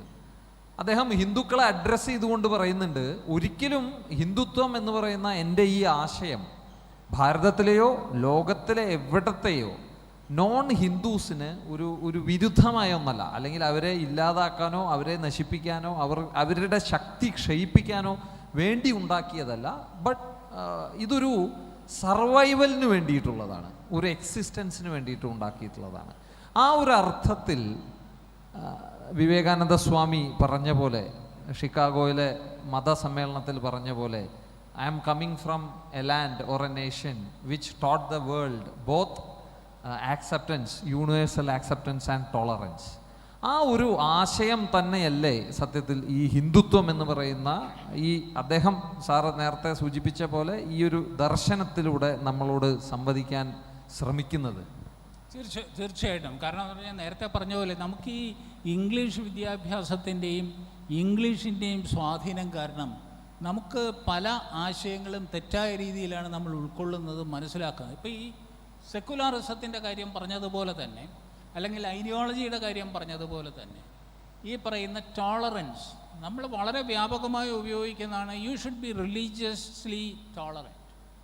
നിങ്ങൾക്ക് മതസഹിഷ്ണുത ഉണ്ടാവണം. സഹിഷ്ണുത എന്ന് പറയുന്നൊരു നെഗറ്റീവ് ടെൻഡൻസിയാണ്. നിങ്ങളെ എനിക്ക് അംഗീകരിക്കാനാവില്ല, പക്ഷേ നിങ്ങളെ സഹിക്കുന്നു, ഐ ടോളറേറ്റ് യു. നിങ്ങൾ ഒരുപാട് വിഡ്ഢിത്തങ്ങൾ വിളമ്പുന്നു, പക്ഷേ ഞാൻ നിങ്ങളെ സഹിക്കുകയാണ്. അത് ഒരു സമയമായോ ഒരു ഒരു ഒരു കോംപ്ലിമെൻ്റ് അല്ല ഒരിക്കലും. റിലീജിയസ് ടോളറൻസ് എന്ന് പറയുന്നത് വളരെ നെഗറ്റീവായിട്ടുള്ള അർത്ഥമുള്ള കനോട്ടേഷനുള്ള ഒരു പ്രയോഗമാണ്. വാസ്തവത്തിൽ നമ്മുടേത് സ്വാമി വിവേകാനന്ദൻ പറഞ്ഞ ours is a culture of acceptance. നമ്മളെല്ലാ ദർശനങ്ങളെയും എല്ലാ മതവിശ്വാസങ്ങളെയും എല്ലാ ആരാധനാക്രമങ്ങളെയും അംഗീകരിക്കുന്നതാണ് നമ്മുടെ സംസ്കാരം. Ours is inclusive, not exclusive. നമ്മൾ ആരെയും മാറ്റി നിർത്തുന്നില്ല. പണ്ട് ശ്രീനാരായണ ഗുരുദേവനെ ആയിട്ട് സംസാരിക്കാൻ വേണ്ടി കുറേ പാതിരിമാർ പോയിരുന്നു. പാതിരിമാർ പോയി അവർ ഗുരുദേവനുമായിട്ട് തർക്കിക്കുകയാണ്. ഇതര മതങ്ങളെക്കുറിച്ച് അല്ലെങ്കിൽ ക്രിസ്ത്യാനിറ്റിയെക്കുറിച്ചും ഹിന്ദുയിസത്തിനെക്കുറിച്ചുമൊക്കെ അവർ തർക്കിക്കുന്നതിൻ്റെ ഇടയിൽ അവർ പരാജയപ്പെടുന്നു എന്ന് ബോധ്യപ്പെട്ടപ്പോൾ, അവരുടെ വാദഗതികൾ പരാജയപ്പെടുന്നു എന്ന് ബോധ്യപ്പെട്ടപ്പോൾ ഈ പാതിരിമാർ ഗുരുദേവനോട് ചോദിച്ചു, സ്വാമിജി ഞങ്ങളെ പുറത്താക്കുമോ? അപ്പോൾ അദ്ദേഹം പറയുന്നൊരു വളരെ രസകരമായ അർത്ഥവത്തായ മറുപടിയുണ്ട്. പുറത്താക്കുകയല്ല നമ്മുടെ മതം, അകത്താക്കുകയാണ് നമ്മുടെ മതം. ഇതാണ് ഭാരതീയത. നമ്മുടെ ഋഷിമാർ പറഞ്ഞത് ഏകം സദ് വിപ്ര ബഹുധാവതന്തി എന്നുള്ളതാണ്. സത്യം ഒന്നേ ഉള്ളൂ. അതിനെ വിപ്രന്മാർ, ബുദ്ധിയുള്ളവർ, വിപ്രന്മാർ എന്ന് പറഞ്ഞാൽ ബ്രാഹ്മണർ എന്നൊരു അർത്ഥമുണ്ട്, ബ്രഹ്മജ്ഞാനം ലഭിച്ചവർ, അവർ പല രീതിയിൽ നിർവചിക്കുന്നു. സർവദേവ നമസ്കാരം കേശവം പ്രതിഗച്ഛതി. ഏത് ദേവനെ നമസ്കരിച്ചാലും അത് കേശവൻ്റെ പാദത്തിലേക്ക് എത്തുന്നു. ആകാശാത് പതിതം തോയം കേന ഗച്ഛതി സാഗര. കടലിലേക്ക് മഴത്തുള്ളികൾ പ്രവഹിക്കുന്നത് പോലെ എല്ലാ ആരാധനയും എല്ലാ നമസ്കാരവും അത് മുസ്ലിമിൻ്റെ പള്ളിയിലായിരുന്നാലും ക്രിസ്ത്യാനിയുടെ പള്ളിയിലായിരുന്നാലും എവിടെ മുട്ടുകുത്തുന്നുവോ അത് ഈശ്വരൻ്റെ മുമ്പിലുള്ള മുട്ടുകുത്തലായി കാണാനുള്ള വളരെ വിശാലമായ മനസ്കത ഉള്ള ഒരു സമൂഹമാണ് ഭാരതീയർ. പക്ഷേ അതിന് ഒരുപാട് അപജയങ്ങൾ സംഭവിക്കുന്നു, അപകർഷതകൾ സംഭവിക്കുന്നു. ഇതാണ് നമുക്ക് മാറ്റിയെടുക്കേണ്ടത്. അപ്പോൾ ഈ പറഞ്ഞതുപോലെ ഈ ഹിന്ദുത്വം എന്ന് പറയുന്നത് ഒരു എക്സ്ക്ലൂസീവായിട്ടുള്ളൊരു ഐഡിയോളജി അല്ല. It is an all inclusive ideology. ഇപ്പോൾ ക്ലാസ് വാർ തിയറി, വർഗ സമര സിദ്ധാന്തം എന്ന് പറയുന്നത് കമ്മ്യൂണിസ്റ്റ് പ്രത്യയശാസ്ത്രം അധിഷ്ഠിതമായിട്ടുള്ള ക്ലാസ് വാർ സിദ്ധാന്തത്തിലാണ്. ക്ലാസ് വാർ എന്ന് always one class is against the other class. ഉള്ളവനും ഇല്ലാത്തവനും തമ്മിൽ രണ്ടായി തരംതിരിക്കുകയും അതിൽ ഇല്ലാത്തവർക്ക് വേണ്ടി മാത്രം എന്ന് അവകാശപ്പെടുന്ന ഒരു വാദമാണ് കമ്മ്യൂണിസ്റ്റ് പാർട്ടിയിലെ കമ്മ്യൂണിസ്റ്റ് പ്രത്യയശാസ്ത്രത്തിൻ്റെ. അതുപോലെ തന്നെ ഇതര സെമിറ്റിക് മതങ്ങൾ അതിലൊക്കെ ഒരു തരം വിഭാഗീയതയുണ്ട്. നമ്മെ സംബന്ധിച്ചോളം ആ രീതിയിലുള്ളൊരു വിഭാഗീയത നമുക്കില്ല. ഇപ്പോൾ സവർക്കറെ പോലും ഹിന്ദുത്വത്തിൻ്റെ ആചാര്യനായി അംഗീകരിക്കുവാൻ നമുക്ക് സാധിക്കുന്നു. Vatsyayana, sex is not taboo to Hinduism, Hindu culture. കാരണം ലൈംഗികത പാപമാണ് എന്ന് വിശ്വസിക്കുന്ന മതങ്ങളാണ് കൂടുതൽ. നമ്മെ സംബന്ധിച്ചോളം ലൈംഗികത ദൈവികമാണ് എന്ന് അംഗീകരിക്കുന്ന ഒരു സംസ്കാരമാണ് നമ്മുടെ. കാമശാസ്ത്രം എഴുതിയ വാത്സ്യായനെ മഹർഷിയായിട്ട് ചിത്രീകരിച്ച പാരമ്പര്യമാണ്. ഈശ്വരനെ നിഷേധിച്ച സർവാകനെ മഹർഷിയായി കണ്ട പാരമ്പര്യമാണ് നമ്മൾ. അപ്പോൾ നമുക്ക് വാസ്തവത്തിൽ ഹിന്ദുത്വത്തിന് RSSകാരെ മാത്രമല്ല, ക്രിസ്ത്യാനി PC ജോർജിനെ പോലുള്ള ക്രിസ്ത്യാനികളെ മാത്രമല്ല, അല്ലെങ്കിൽ യൂസഫ് അലിയെ പോലുള്ള മുസ്ലിങ്ങളെ മാത്രമല്ല,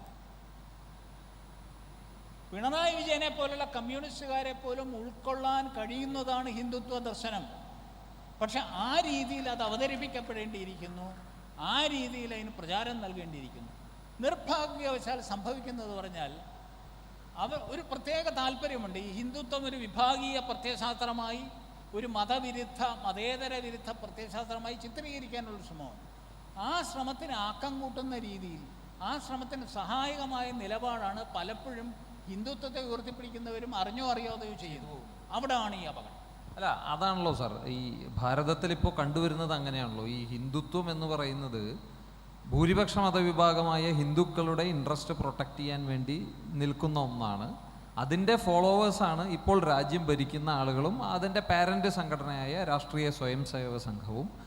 അതുവഴി ഈ ന്യൂനപക്ഷങ്ങളുടെ ഇടയിൽ ഒരു എന്താ പറയുക, ഒരു ഫീലിംഗ് ഓഫ് ഇൻസെക്യൂരിറ്റി ക്രിയേറ്റ് ചെയ്യുകയും അതിലൂടെ ഒരു പൊളിറ്റിക്കൽ അജണ്ട നടപ്പാക്കുകയും അല്ലെങ്കിൽ ഒരു പൊളിറ്റിക്കൽ ഗെയിനിന് വേണ്ടിയിട്ടുള്ള ഒരു ശ്രമം നടപ്പാക്കുകയാണ് ചെയ്യുന്നത് പലപ്പോഴും രാഷ്ട്രീയ പാർട്ടികളെന്നാണ് എനിക്ക് തോന്നുന്നത്.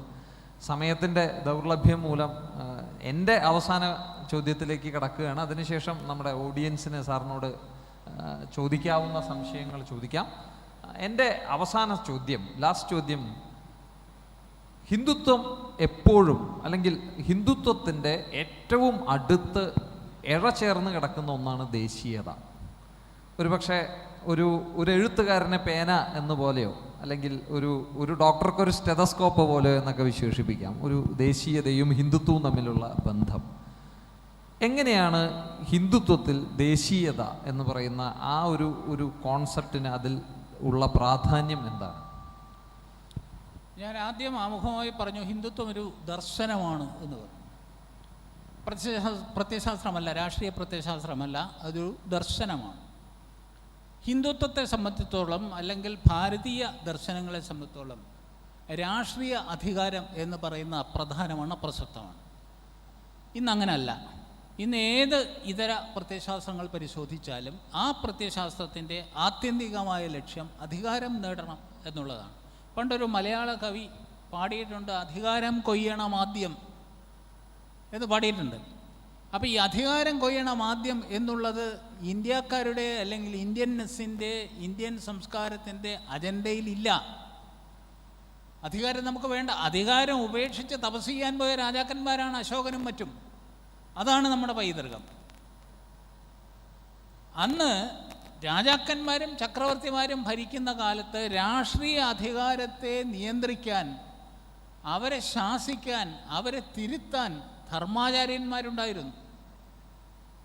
മഹർഷിമാരാണ് അവരെ ഉപദേശിച്ചിരുന്നത്, മഹർഷിമാരാണ് അവരെ തിരുത്തിയിരുന്നത്.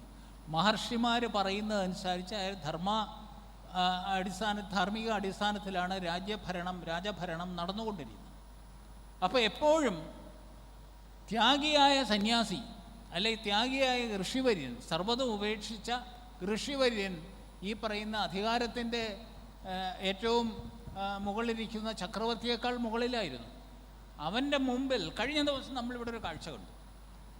കേരളം ഭരിക്കുന്ന കേരള ഭരണത്തിൻ്റെ അധിപനാണ് ആരിഫ് മുഹമ്മദ് ഖാൻ ആണല്ലോ. Is A constitutional head of the state. അദ്ദേഹം ഒരു കാവ്യം എടുത്ത സന്യാസിയുടെ മുമ്പിൽ നമസ്കരിക്കുന്ന കാഴ്ച വാസ്തവത്തിൽ രോമാഞ്ചമുണ്ടാക്കിയ ഒരു കാഴ്ചയാണ്. ഇതാണ് ഭാരതത്തിൻ്റെ പാരമ്പര്യം, ഇതാണ് ഭാരതീയത. അദ്ദേഹം ഒരു മുസ്ലിം ആണെന്നുള്ളത് നമ്മൾ മനസ്സിലാക്കണം. അതാ ഞാൻ പറഞ്ഞത് ഇത് ആൾ ഇൻക്ലൂസീവ് ആണ് എന്ന് പറയാൻ കാരണം. ഇപ്പോൾ ഞാൻ രാജ്ഭവനിൽ പണിയെടുക്കുന്ന ഒരാളാണ്. രാജ്ഭവനിലൊരു പൂജാമുറിയുണ്ട്. 140 വർഷത്തിലേറെ പഴക്കമുള്ളതാണ് തിരുവനന്തപുരത്തെ രാജ്ഭവൻ, കേരള രാജ്ഭവൻ. അത് പണ്ട് രാജാക്കന്മാരുടെ അതിഥി മന്ദിരമായിരുന്നു. അവിടെ ഒരു പൂജാമുറിയുണ്ട്. പതിറ്റാണ്ടുകളായി അടഞ്ഞു കിടന്നിരുന്ന ഒരു പൂജാമുറി. അവിടെ നിലവിളക്ക് കൊളുത്താറുണ്ടായിരുന്നില്ല. അവിടെ മാറാല പിടിച്ച് വൃത്തിയാക്കാതെ കിടന്നിരുന്ന ഒരു മുറി ആരിഫ് മുഹമ്മദ് ഖാൻ എന്നുള്ള മുസ്ലിം ഗവർണറായി വന്നപ്പോൾ അത് തുറന്നു വൃത്തിയാക്കി. എന്നും രാവിലെയും വൈകുന്നേരം അവിടെ നിലവിളക്ക് കൊളുത്തുന്നു. വിളക്ക് കൊളുത്താൻ വേണ്ടി പ്രത്യേക ഒരാളിനെ ചുമതലപ്പെടുത്തിയിരുന്നു. ആരാണ് ഹിന്ദു? ഇതാണ് ഹിന്ദുവിൻ്റെ നിർവചനം. അപ്പോൾ ഒരു ഹിന്ദു നാമധാരി ആയതുകൊണ്ട് എത്രയോ ഹിന്ദു ഗവർണർമാർ കേരളം ഭരിച്ചിട്ടുണ്ട്, രാജ്ഭവൻ വാണിട്ടുണ്ട്. പക്ഷേ ഈ ഒരു പൂജാമുറി വൃത്തിയാക്കുവാനും അവിടെ വിളക്ക് കൊളുത്താനും അന്തിത്തിരി കത്തിക്കുവാനും ഒരു മുസൽമാൻ വേണ്ടി വന്നു എന്നുള്ളതാണ് സത്യം. അപ്പോൾ ഇങ്ങനെയുള്ള ധാരാളം, ഞാൻ ഇത് പറയുന്നത് ഈ ഗവർണറുടെ വക്കാലത്തുമായിട്ടല്ല, അങ്ങനെ തെറ്റിദ്ധരിക്കരുത്. ഒരു വസ്തുത പറഞ്ഞു എന്നുള്ളൊരു ഉദാഹരണം പറഞ്ഞു എന്നുള്ളതേ ഉള്ളൂ. എനിക്ക് തോന്നുന്നത് ഈ സെഷൻ ഏകദേശം നമ്മൾ 50 മിനിറ്റ് സംസാരിച്ചതിൽ സാറിൻ്റെ ഈ അവസാനത്തെ ഒരു അര മിനിറ്റിലെ എക്സ്പ്ലനേഷനിലുണ്ട് ഹിന്ദുത്വം എന്നത്. ആ ഹിന്ദുത്വം എന്നത് കൊണ്ട് ഭാരത സംസ്കാരം, നമ്മളുടെ പൈതൃകം, നമ്മുടെ ഈ മഹത്തായ വിശ്വഗുരുവായ രാജ്യം എന്താണ് ഉദ്ദേശിച്ചത് എന്നുള്ളതിൻ്റെ ഒരു ഷോർട്ട് ഫോം, ഒരു അര മിനിറ്റ് ഉത്തരമാണ് സാറ് പറഞ്ഞ ആരിഫ് മുഹമ്മദ് ഖാൻ എന്ന് പറയുന്ന നമ്മുടെ ഗവർണറുടെ ആ ചെയ്തി. അദ്ദേഹത്തെ ഒരിക്കൽ കൂടി ഈ മറ്റേ അനന്തപുരി ഹിന്ദു മഹാസമ്മേളനത്തിന് വേണ്ടി അദ്ദേഹത്തെ ഒരിക്കൽ കൂടി നന്ദി അർപ്പിക്കുന്നു. അതോടൊപ്പം സാർ സമയത്തിൻ്റെ പരിമിതി മൂലം ഞാൻ അദ്ദേഹത്തെ ആദ്യമായി ഫോണിൽ ബന്ധപ്പെടുന്ന സമയത്ത് അദ്ദേഹം എന്നോട് പറഞ്ഞു, ഹരി, ഇത് ഈ ഒരു വിഷയം നമ്മളൊന്ന് തൊട്ടും തലോടിയും പോണെങ്കിൽ പോലും ഏതാണ്ട് 2 മണിക്കൂർ സമയം വേണം. അപ്പോൾ ഈ 1 മണിക്കൂർ എന്ന് പറയുമ്പോൾ നമുക്ക് എന്തെങ്കിലുമൊക്കെ ഒന്ന് ശ്രമിക്കാം, അത്രയേ സാധിക്കുള്ളൂ എന്ന് അദ്ദേഹം മുമ്പേ തന്നെ ഒരു ജാമ്യം പോലെ എടുത്തിരുന്നു. അപ്പോൾ ഇനി ഓവർ ടു യു ഓഡിയൻസ്. നിങ്ങൾക്ക് ഈ വിഷയത്തെ സംബന്ധിച്ച് ഒരുപാട് പേർക്ക് ഈ വിഷയത്തിൽ അവരുടെ സംശയങ്ങൾ നിവാരണം ചെയ്യാനുണ്ട്. ദയവ് ചെയ്ത് ആരെങ്കിലും ഒരാൾ മൈക്ക് ചോദ്യം ഉന്നയിക്കാൻ ഉദ്ദേശിക്കുന്നവരുടെ എത്തിക്കണമെന്ന് അഭ്യർത്ഥിക്കുന്നു. അതുപോലെ ഓരോരുത്തരായിട്ട് ചോദ്യം ചോദിക്കണമെന്നും അഭ്യർത്ഥിക്കുന്നു.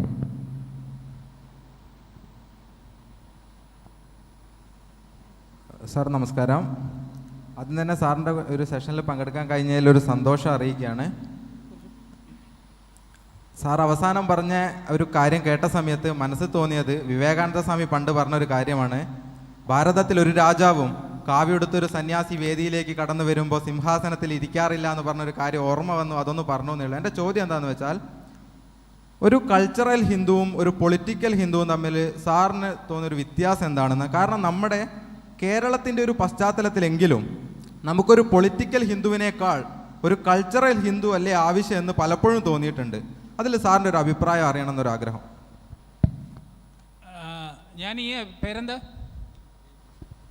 കൃഷ്ണപ്രസാദ്. കൃഷ്ണപ്രസാദിൻ്റെ അഭിപ്രായത്തോട് 101% ഞാൻ യോജിക്കുന്നു. കാരണം കേരളത്തിന്, ഭാരതത്തിന്, ലോകത്തിന് ഇന്ന് ആവശ്യം രാഷ്ട്രീയ ഹിന്ദു അല്ല, സാംസ്കാരിക ഹിന്ദുവാണ്. ഞാൻ പറഞ്ഞല്ലോ, ഈ രാഷ്ട്രീയ ഹിന്ദുവാണ് ഹിന്ദുവിൻ്റെ ഏറ്റവും വലിയ ഭീഷണി. രാഷ്ട്രീയ ആവശ്യങ്ങൾക്ക് വേണ്ടി ഹിന്ദുത്വം പറയുകയും ഹിന്ദുത്വം ഉപയോഗിക്കുകയും അത് കഴിയുമ്പോൾ കറിയേപ്പല പോലെ ഹിന്ദുത്വം വലിച്ചെറിയുകയും ചെയ്യുന്ന ആ ഹിന്ദുവാണ് ഹിന്ദു സമൂഹത്തിൻ്റെ, ഹിന്ദു സംസ്കാരത്തിൻ്റെ, ഹിന്ദു രാഷ്ട്രത്തിൻ്റെ ഏറ്റവും വലിയ ഭീഷണി.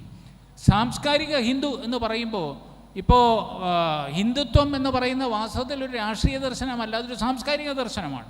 അതിനൊരു രാഷ്ട്രീയ തലമുണ്ട് എന്നുള്ളതേ ഉള്ളൂ. കാരണം നമ്മുടെ കാഴ്ചപ്പാടിൽ ആദ്യം തന്നെ ഞാൻ പറഞ്ഞു, നമുക്ക് രാഷ്ട്രീയ അധികാരമല്ല ആത്യന്തം. Politics is only the means, not the end. അതല്ല നമ്മുടെ ലക്ഷ്യം.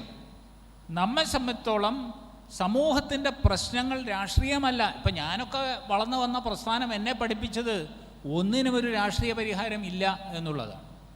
തുറന്നു പറയാം, രാഷ്ട്രീയ സ്വയംസേവക സംഘത്തിൻ്റെ ശാഖയിലൂടെയാണ് ഞാൻ വളർന്നു വന്നത്. ആ ശാഖയിൽ ഞാൻ പഠിച്ചത് രാഷ്ട്രീയമല്ല നമ്മുടെ പ്രശ്നങ്ങൾക്ക് പരിഹാരം.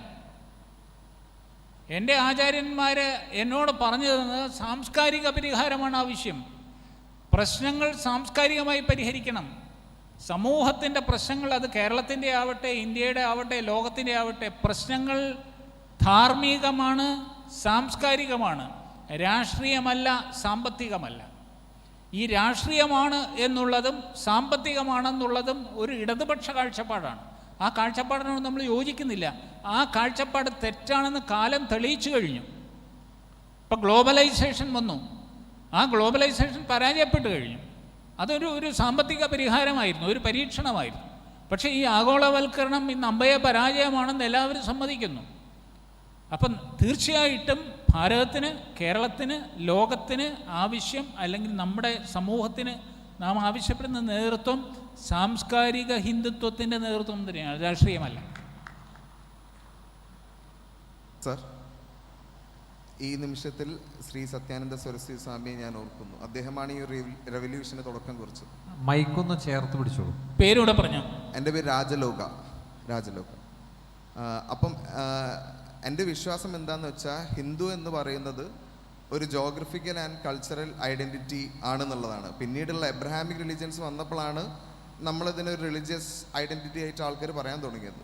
നമ്മളെ ഋഷിവര്യന്മാർ നമ്മളൊരു ഹ്യൂമൻ കോൺഷ്യസ്നെസ്സിനെ അല്ലെങ്കിൽ ഒരു ഹ്യൂമൻ ബീയിങ്ങിനെ അവരുടെ അൾട്ടിമേറ്റ് പൊട്ടൻഷ്യലിൽ എത്തുമ്പോഴാണ് ആ ഒരു ബ്ലിസ് എന്ന് പറഞ്ഞൊരു സംസ്കാരമാണ് നമ്മളത്. ജനനിയും ജന്മഭൂമിയും സ്വർഗത്തേക്കാൾ ശ്രേഷ്ഠമാണ് എന്ന് പറഞ്ഞതും, അതുപോലെ തന്നെ ഈ ഭൂമിയെ ഒരു വെയിറ്റിംഗ് ഷെഡായി കാണുന്നൊരു സമ്പ്രദായം.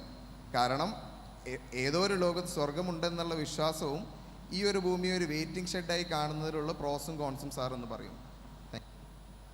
എൻ്റെ മാന്യ സുഹൃത്ത്, എനിക്ക് തോന്നുന്നു ചിദാനന്ദപുരി സ്വാമികളുടെ ആമുഖ പ്രഭാഷണം ഈ സമ്മേളനത്തിൽ, ഈ വേദിയിൽ 4 ദിവസം മുമ്പ് അത് കേട്ടിട്ടുണ്ടാവുമെന്ന് കരുതുന്നു. അദ്ദേഹം മതവും സംസ്കാരവും തമ്മിലുള്ള വ്യത്യാസം വളരെ ഭംഗിയായി അവതരിപ്പിക്കുകയുണ്ടായി. അദ്ദേഹം പറഞ്ഞു, ഒരു കാടും പൂന്തോട്ടവും തമ്മിലുള്ള വ്യത്യാസമാണ് മതവും സംസ്കാരവും തമ്മിൽ. കാരണം ഒരു ഗാർഡൻ എന്ന് പറയുന്നത് ഒരു പ്രത്യേക അടുക്കും ചിട്ടയും അനുസരിച്ച് ചെടികൾ അല്ലെങ്കിൽ പുഷ്പങ്ങൾ നട്ടുപിടിപ്പിക്കുന്ന ഒരു സംവിധാനമാണ്. അവിടെ ചൂടാണ്, അത് എക്സ്ക്ലൂസീവാണ്. എല്ലാ ചെടികൾക്കും അവിടെ വളരാനുള്ള സ്വാതന്ത്ര്യമില്ല, അവസരമില്ല, അവകാശമില്ല. നേരെ മറിച്ചൊരു കാട്ടിൽ എന്തും വളരും. കാടെപ്പോഴും തണുപ്പാണ്. സംസ്കാരം കാടാണ്, വനമാണ് കാട്, വനതുല്യമാണ് സംസ്കാരം. മറിച്ച് മതം എന്ന് പറയുന്നത് വളരെ പരിമിതമാണ്. അതിൻ്റെ സാധ്യത, അതിൻ്റെ സാഹചര്യം ഒക്കെ പരിമിതമാണ്. എന്ന് പറയുന്ന പോലെ ഹിന്ദു എന്ന് പറയുന്നത് ഒരു സംസ്കാരം എന്നുള്ള രീതിയിൽ നമ്മൾ കാണുമ്പോൾ അതിവിശാലം തന്നെയാണ് തീർച്ചയായിട്ടും. അതുകൊണ്ടാണ് ഞാൻ പറഞ്ഞത്, അത് മതാധിഷ്ഠിതമല്ല. ഹിന്ദുത്വ പ്രത്യയശാസ്ത്രവും അല്ലെ ഹിന്ദുത്വ ദർശനവും മതാധിഷ്ഠിതമേ അല്ല. നമസ്കാരം, എൻ്റെ പേര് പ്രദീപ്. ചേട്ടാ, ഒരു സംശയം. നമ്മുടെ ഈ ചർച്ച സവർക്കറിൽ കൂടുതൽ ചുറ്റിപ്പറ്റി പോയില്ലേ? ഒന്ന്. രണ്ടാമത്തെ കാര്യം, സാംസ്കാരിക ഹിന്ദുത്വം എന്ന് പറയുമ്പോൾ അതിൽ പൊളിറ്റിക്കൽ ഫിലോസഫി, ഭാവിയുടെ ദർശനം എന്ന നിലയ്ക്ക് രൂപപ്പെടുത്തുന്നതിൽ ആധുനിക കാലത്തിന് വിവേകാനന്ദൻ്റെയും മഹാത്മാഗാന്ധിയുടെയും സംഭാവനകളെ കുറിച്ച് കൂടി ചർച്ച ചെയ്യേണ്ടതല്ലേ? മൈക്കൊന്ന് അകറ്റിപ്പിടിച്ചാൽ ക്ലിയർ ആവും. ഒന്നുകൂടെ ചോദിക്കാം. സാംസ്കാരിക ഹിന്ദുത്വം എന്ന നിലയിൽ നമ്മൾ ഈ വിഷയം ചർച്ച ചെയ്യുമ്പോൾ, കേൾക്കാമോ ചേട്ടന്? നമ്മൾ സവർക്കറെ കൂടുതൽ ഡിപ്പെൻഡ് ചെയ്തുകൊണ്ടാണ് ഇന്ന് സംസാരിച്ചത്. പക്ഷേ ആധുനിക കാലത്ത് ഭാവിയുടെ പ്രത്യയശാസ്ത്രം അല്ലെ ഒരു പൊളിറ്റിക്കൽ ഫിലോസഫി എന്ന നിലയിൽ ഹിന്ദുത്വം വ്യാഖ്യാനിക്കുന്നതിൽ ഉയർത്തിക്കൊണ്ട് വരുന്നതിൽ സവർക്കറേക്കാൾ കൂടുതൽ എഴുതുകയും പ്രസംഗിക്കുകയും ചെയ്തിട്ടുള്ളവരല്ലേ ഗാന്ധിജിയും വിവേകാനന്ദനും? വിവേകാനന്ദൻ്റെ പങ്കല്ലേ ആദ്യത്തേത്? ഒരു പുതിയ തുടക്കം, ഒരു വഴി വെട്ടി തെളിച്ചത് അല്ലേ? ഗാന്ധിയെക്കുറിച്ച് പറയുമ്പോൾ എനിക്ക് സത്യത്തിൽ ഞാൻ തുറന്നു പറയാണ്, ഗാന്ധി ഒരു ഹിന്ദുത്വ രാഷ്ട്രീയക്കാരനായിരുന്നോ രാഷ്ട്രീയ ഹിന്ദുത്വവാദിയായിരുന്നോ എന്ന കാര്യത്തിൽ എനിക്ക് സംശയമുണ്ട്. Whether he was A political Hindu or A Hindu politician, ഇതെൻ്റെ ഒരു തർക്കമാണ്. ഞാനത് പരസ്യമായി വേദിയിൽ പറയേണ്ടതെന്ന് വിചാരിച്ച് പറയാതിരുന്നു. സ്വാമി വിവേകാനന്ദനെ നമ്മൾ തീർച്ചയായിട്ടും അദ്ദേഹം ഒരു സന്യാസി വര്യനായിരുന്നു. അപ്പം വിവേകാനന്ദൻ ഹിന്ദുത്വത്തെക്കുറിച്ചൊക്കെ സവർക്കർ മുമ്പ് തന്നെ സവർക്കറേക്കാൾ വളരെ വാചാലനായിരുന്നു. പക്ഷേ അതേ അവസരത്തിൽ തന്നെ സവർക്കർ ഹിന്ദുത്വത്തെ കണ്ടത് ഒരു ജനതയുടെ, ഒരു രാഷ്ട്രത്തിൻ്റെ വികാസത്തിൻ്റെ അടിസ്ഥാന പ്രമാണമായി, അടിസ്ഥാന ശിലയായിട്ടായിരുന്നു. ആ രീതിയിലാണ് അവതരിപ്പിച്ചത്. വിവേകാനന്ദൻ ആ രീതിയിലില്ല. ഇതിനൊരു മാനവ ദർശനമായിട്ട് ആ രീതിയിലാണ് സ്വാമി വിവേകാനന്ദൻ ആധ്യാത്മിക ഔന്നത്യത്തിന് വേണ്ടി, ആത്മീയ വളർച്ചയ്ക്ക് വേണ്ടിയും സാക്ഷാത്കാരത്തിനും ഒക്കെ വേണ്ടിയിട്ടാണ് സ്വാമി വിവേകാനന്ദൻ ഹിന്ദുത്വത്തെക്കുറിച്ച് നിർവചിച്ചത്. പക്ഷേ സവർക്കറെ സംബന്ധിച്ചോളം അദ്ദേഹത്തിൻ്റെ കാഴ്ചപ്പാട് വളരെ വ്യക്തമായിരുന്നു. അദ്ദേഹം was A political leader of the times. അന്നത്തെ കാലഘട്ടത്തിലെ ഒരു രാഷ്ട്രീയ നേതാവായിരുന്നു സവർക്കർ. അദ്ദേഹം ഹിന്ദു മഹാസഭയുടെ നേതാവായി. അദ്ദേഹത്തിന് വ്യക്തമായൊരു രാഷ്ട്രീയ കാഴ്ചപ്പാടുണ്ടായിരുന്നു. അതിൻ്റെ നിലയിൽ ഭാവി ഭാരതം എങ്ങനെ ആവണം, സ്വതന്ത്ര ഭാരതത്തിൻ്റെ അടിത്തറ ഹിന്ദുത്വത്തിലായിരിക്കണം, അതിനനുസരിച്ച് ഹിന്ദു സംസ്കാരത്തെയും ഹിന്ദുത്വത്തെയും നിർവചിക്കാനാണ് സവർക്കർ ശ്രമിച്ചത്. ചോദിച്ചോളൂ. എൻ്റെ പേര് രാഹുൽ. സവർക്കറെക്കുറിച്ച് അങ്ങ് സംസാരിച്ചുകൊണ്ട് അതിനെ ആധാരമാക്കിയുള്ളൊരു ക്വസ്റ്റ്യനാണ്. ഞാൻ സവർക്കറെക്കുറിച്ച് കുറേയധികം പഠിക്കാൻ ശ്രമിച്ച ഒരു വ്യക്തിയാണ്, ഇപ്പോഴും പഠിച്ചുകൊണ്ടിരിക്കുകയാണ്. ഈ അടുത്തിടയ്ക്ക് പുറത്തിറങ്ങിയ ഒരു ബയോഗ്രഫി ഉണ്ട് വിക്രം സമ്പത്തിന്. അദ്ദേഹമാണ് അടുത്ത സെഷനിൽ ഇവിടെ സംസാരിക്കാൻ പോകുന്നത്. Savarkar volume 1 and volume 2.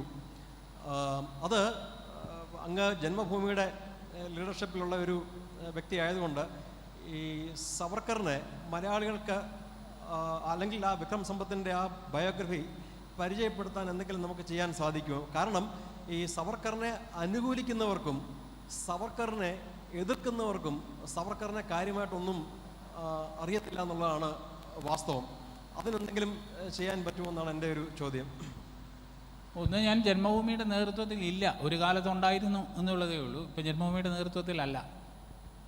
സവർക്കറെ സംബന്ധിച്ചോളം അദ്ദേഹം ഈ പറഞ്ഞതുപോലെ വളരെ തെറ്റായ രീതിയിൽ അവതരിപ്പിക്കപ്പെട്ടിട്ടുള്ള ഒരു നേതാവാണ്. വാസ്തവത്തിൽ സവർക്കർക്ക് ഭാരതീയ സമൂഹം അല്ലെങ്കിൽ ഭാരതം ഈ രീതിയിലല്ല അദ്ദേഹത്തെ അംഗീകരിക്കേണ്ടത്. ഏതാനും വർഷങ്ങൾക്ക് മുമ്പ് സവർക്കറുടെ ഒരു ഛായാചിത്രം പാർലമെൻറ്റിൻ്റെ സെൻട്രൽ ഹാളിൽ അനാച്ഛാദനം ചെയ്യുകയുണ്ടായി. അത് വലിയ വിവാദമായിരുന്നു. ഇന്ത്യയിൽ ഒരു സ്വാതന്ത്ര്യ സമര സേനാനിയും സവർക്കർ നടത്തിയ പോലൊരു സഹന സമരം നടത്തിയിട്ടില്ല, ഇന്ത്യയിലെന്നല്ല ലോക ചരിത്രത്തിൽ. ഇപ്പം ഹിന്ദുത്വത്തെ അദ്ദേഹം നിർവചിക്കാൻ ശ്രമിച്ചു എന്ന് പറഞ്ഞു. ആ ശ്രമം നടത്തുമ്പോൾ അത് എഴുതാൻ അദ്ദേഹത്തിന് പേനയും കടലാസും ഇല്ലായിരുന്നു. അദ്ദേഹം കാരാഗ്രഹത്തിലാണ്, ജയിലിൽ കിടക്കുമ്പോഴാണ് ഹിന്ദുത്വത്തെ നിർവചിക്കുന്നത്. അദ്ദേഹം ആൻഡമാൻ ജയിലിലെ ചുവരുകളിൽ, ജയിലറയുടെ ചുവരിൽ നഖം കൊണ്ടുവരെ ഹിന്ദുത്വത്തെക്കുറിച്ച് എഴുതി. അദ്ദേഹം ഹിന്ദുവിനെ നിർവചിച്ചു. ആരാണ് ഹിന്ദു? സിന്ധു മുതൽ സമുദ്രം വരെയുള്ള ഭൂമിയെ പിതൃഭൂമിയായും പുണ്യഭൂമിയായും കാണുന്നവനാരോ അവൻ ഹിന്ദു. എത്ര നിഷ്കളങ്കമായ, എത്ര ലളിതമായ നിർവചനം! അത് അദ്ദേഹം ഒരു കവിതാരൂപത്തിൽ എഴുതിയിട്ടത്, ആൻഡമാനിലെ ജയിലറയുടെ ചുവരിൽ എഴുതിയിട്ടത് സ്വന്തം നഖം കൊണ്ടാണ്. കാരണം അദ്ദേഹത്തിന് ഒരു പേനയോ പെൻസിലോ കടലാസോ കൊടുക്കാൻ ആരുമില്ലായിരുന്നു. അത്രയേറെ ത്യാഗം സഹിച്ച ഒരു മനുഷ്യനെ ബ്രിട്ടീഷുകാരുടെ ചെരുപ്പ് നക്കിയായി. അതിൽ തെറ്റില്ല, കാരണം മഹാത്മാഗാന്ധിയെപ്പോലും സുഭാഷ് ചന്ദ്രബോസിനെപ്പോലും ബ്രിട്ടീഷുകാരുടെ ചെരുപ്പ് നക്കി എന്ന് ആ കാലത്ത് വിശേഷിപ്പിച്ചിരുന്നവരാണ് ഇപ്പോൾ സവർക്കറെ ബ്രിട്ടീഷുകാർക്ക് മാപ്പെഴുതി കൊടുത്തു എന്ന് പറയുന്നത്. അത് പോട്ടെ. അപ്പോൾ എല്ലാ കാലത്തും സവർക്കറെ തമസ്കരിക്കാനുള്ള ബോധപൂർവമായ, സംഘടിതമായ, ആസൂത്രിതമായ ശ്രമം നടന്നിട്ടുണ്ട്. അതിൽ ഒരു പരിധിവരെ അത് നടത്തിയ ആൾക്കാർ വിജയിച്ചിട്ടുണ്ട്. അതുകൊണ്ടാണ് സവർക്കറെ അനുകൂലിക്കുമ്പോൾ പോലും ഒരു അപ്പോളജറ്റിക് ആയിട്ടാണ്, ഒരു ക്ഷമാപൂർവമാണ് പലപ്പോഴും സവർക്കറെ അവതരിപ്പിക്കുക. അടുത്ത ചോദ്യം. സർ, എൻ്റെ പേര് ബിജു നായർ എന്നാണ്. സാർ ഇവിടെ പങ്കുവെച്ച ആശയങ്ങളോട് കുറച്ച് വ്യത്യസ്തമായ ഒരു ചിന്താഗതിയാണ് ഞാൻ വച്ചു പുലർത്തുന്നത്. അപ്പോൾ അതിൻ്റെ അടിസ്ഥാനത്തിലുള്ള ഒരു ചോദ്യമാണ്. ഇപ്പം കൃഷ്ണനെ തന്നെ ചോദ്യം ചെയ്യുവാൻ നമ്മൾ ശാക്തീകരിച്ച അർജുനൻ്റെ സംസ്കാരമാണ് ഹിന്ദുത്വ എന്നുള്ള ആ ഒരു ധൈര്യത്തിലാണ് ഞാൻ ഈ ചോദ്യം ചോദിക്കുന്നത്. ഇപ്പോൾ സാറ് പറഞ്ഞു സാംസ്കാരിക ഹിന്ദുവാണ് കൂടുതൽ പ്രാധാന്യം അർഹിക്കുന്നത്, രാഷ്ട്രീയ ഹിന്ദുവിന് വലിയ സ്ഥാനമില്ല എന്നുള്ള രീതിയിൽ. ഇപ്പോൾ സാറ് തന്നെ ഇവിടെ വളരെ ഉന്നതമായ രീതിയിൽ പുകഴ്ത്തി പറഞ്ഞ നമ്മുടെ ഗവർണർ, അദ്ദേഹം ആ ഒരു സാംസ്കാരിക മുന്നേറ്റത്തിന് ഇന്ന് രാജ്ഭവനിൽ വരെ എത്തിച്ചുവെങ്കിൽ അദ്ദേഹത്തെ അവിടെ എത്തിച്ചത് നമ്മൾ രാഷ്ട്രീയപരമായി നേടിയെടുത്ത ശക്തിയല്ലേ എന്നുള്ള ആ ചോദ്യത്തിൽ നിന്നും എനിക്ക് സാറിനോട് ചോദിക്കുവാനുള്ളത്, ഹിന്ദുത്വം ദൈവീകമാണ് എന്ന് നമ്മൾ പറയുകയും അത് എല്ലാ തരത്തിലുള്ള നിർവചനങ്ങൾക്കും അതീതമാണ് എന്ന് നമ്മൾ പറയുകയും ഇതല്ല ഹിന്ദുത്വ എന്ന് പറയുകയും ചെയ്യുന്നതിലൂടെ നമ്മൾ ഈ ഒരു കൺഫ്യൂഷനെ കൂടുതൽ ആഴത്തിലേക്ക് കൊണ്ടുപോവുകയല്ലേ? അതിനു പകരം എന്താണ് നമ്മൾ ഹിന്ദുത്വ എന്നുകൊണ്ട് ഉദ്ദേശിക്കുന്നത് എന്ന് വളരെ വ്യക്തമായി നിർവചിച്ചുകൊണ്ട് കൂടുതൽ ആളുകളെ, ഇപ്പൊ തന്നെ ഹിന്ദുക്കൾ പോലും ഇന്ന് ഹിന്ദുത്വയ്ക്ക് മുഖം തിരിഞ്ഞു നിൽക്കുന്ന ഒരു സ്ഥിതിവിശേഷം കേരളത്തിൽ തന്നെ നമ്മൾ കണ്ടുവരികയാണ്. അപ്പോൾ അത് പരിഹരിക്കുന്നതിലേക്കായി ഇതിനെ കൂടുതൽ വ്യക്തമായി നിർവചിക്കുകയും അങ്ങനെ നമ്മുടെ ഈ ഒരു പ്രസ്ഥാനം, ഈ ഒരു പ്ലാറ്റ്ഫോം കൂടുതൽ വിപുലീകരിക്കുകയും ശാക്തീകരിക്കുകയും അല്ലേ നമ്മൾ ചെയ്യേണ്ടത് എന്നാണ് എനിക്ക് സാറിനോട് ചോദിക്കാനുള്ളത്. ഒരു ചോദ്യമല്ല, ഒരുപാട് ചോദ്യങ്ങളുണ്ട്. അതുകൊണ്ട് ഉത്തരങ്ങളും കൂടുതൽ വേണ്ടിവരും എന്ന് കരുതുന്നു. തീർച്ചയായിട്ടും ആ ചോദ്യം എൻ്റെ അഭിപ്രായത്തോട് വിയോജിക്കുന്നു എന്ന് പറഞ്ഞതിനോട് എനിക്ക് വളരെ സന്തോഷമുണ്ട്. കാരണം നമുക്ക് വിയോജിപ്പാണ് ആവശ്യം, യോജിപ്പല്ല. ഞാൻ പറഞ്ഞല്ലോ, നമ്മളൊരു സംവാദത്തിൻ്റെ സംസ്കാരമാണ്, ചോദ്യം ചെയ്യലിൻ്റെ സംസ്കാരമാണ് നമ്മുടേത്. നമ്മുടെ ഋഷി പുങ്കവന്മാരൊക്കെ നിരന്തരം ചോദ്യം ചെയ്യുന്നു. കഠോപനിഷത്തിൻ്റെ നായകൻ നചികേതസ്, അദ്ദേഹം വളരെ കുട്ടിയായിരിക്കുന്ന കാലത്താണ് അദ്ദേഹത്തിൻ്റെ പിതാവിനെയാണ് ആദ്യം ചോദ്യം ചെയ്യുന്നത്. സ്വന്തം പിതാവിനെ ചോദ്യം ചെയ്യുകയാണ്, സ്വന്തം പിതാവിൻ്റെ കാപട്യം തുറന്നു കാണിക്കുകയാണ്. എന്നിട്ട് അദ്ദേഹം യമധർമ്മനെ വരെ ചോദ്യം ചെയ്തു സത്യസാക്ഷാത്കാരത്തിന് വേണ്ടി. പക്ഷെ ലക്ഷ്യം ചോദ്യം ചെയ്യാൻ വേണ്ടിയിട്ടുള്ള ചോദ്യം ചെയ്യലല്ല, സത്യം മനസ്സിലാക്കാനുള്ള ചോദ്യം ചെയ്യണം എന്നുള്ളത്. ലെനിൻ്റെ വളരെ പ്രസിദ്ധമായ ഒരു വചനമുണ്ട്. It is always more important to frame the right questions than to seek answers. ഉത്തരങ്ങൾ കണ്ടെത്തുന്നതിനേക്കാൾ പ്രധാനം വ്യക്തമായ ചോദ്യങ്ങൾ, ശരിയായ ചോദ്യങ്ങൾ ചോദിക്കുക എന്നുള്ളതാണ്. ഉത്തരം കണ്ടെത്തുക എന്നുള്ളതാണ് പ്രധാനം. ഉത്തരം കണ്ടെത്താൻ വേണ്ടി ആയിരിക്കണം ചോദ്യങ്ങൾ. ചോദ്യങ്ങൾക്ക് വേണ്ടി ആവരുത് ചോദ്യം. അപ്പോൾ ആ രീതിയിൽ നമ്മുടെ പൈതൃകം എന്ന് പറയുന്നത് ചോദ്യം ചെയ്യാൻ വേണ്ടിയുള്ള ചോദ്യം ചെയ്യലല്ല, പക്ഷെ സത്യം അറിയുവാനും അനുഭവിക്കുവാനും വേണ്ടിയുള്ള ചോദ്യം ചെയ്യലാണ്. അവിടെയാണ് ഈ പറയുന്ന നേതി ഇതല്ല ഇതല്ല ഇതല്ല എന്നുള്ള രീതിയിലുള്ള മറുപടി വരുന്നത്. കാരണം അവനൊരു സംശയത്തിനിടയാകുകയേ ചെയ്യരുത്. ഇതല്ല എന്ന് തറപ്പിച്ചു പറയുകയും ഇതാണ് എന്ന് സ്വയം അനുഭവിച്ചറിയുകയും ചെയ്യുന്ന ഒരു സാഹചര്യം.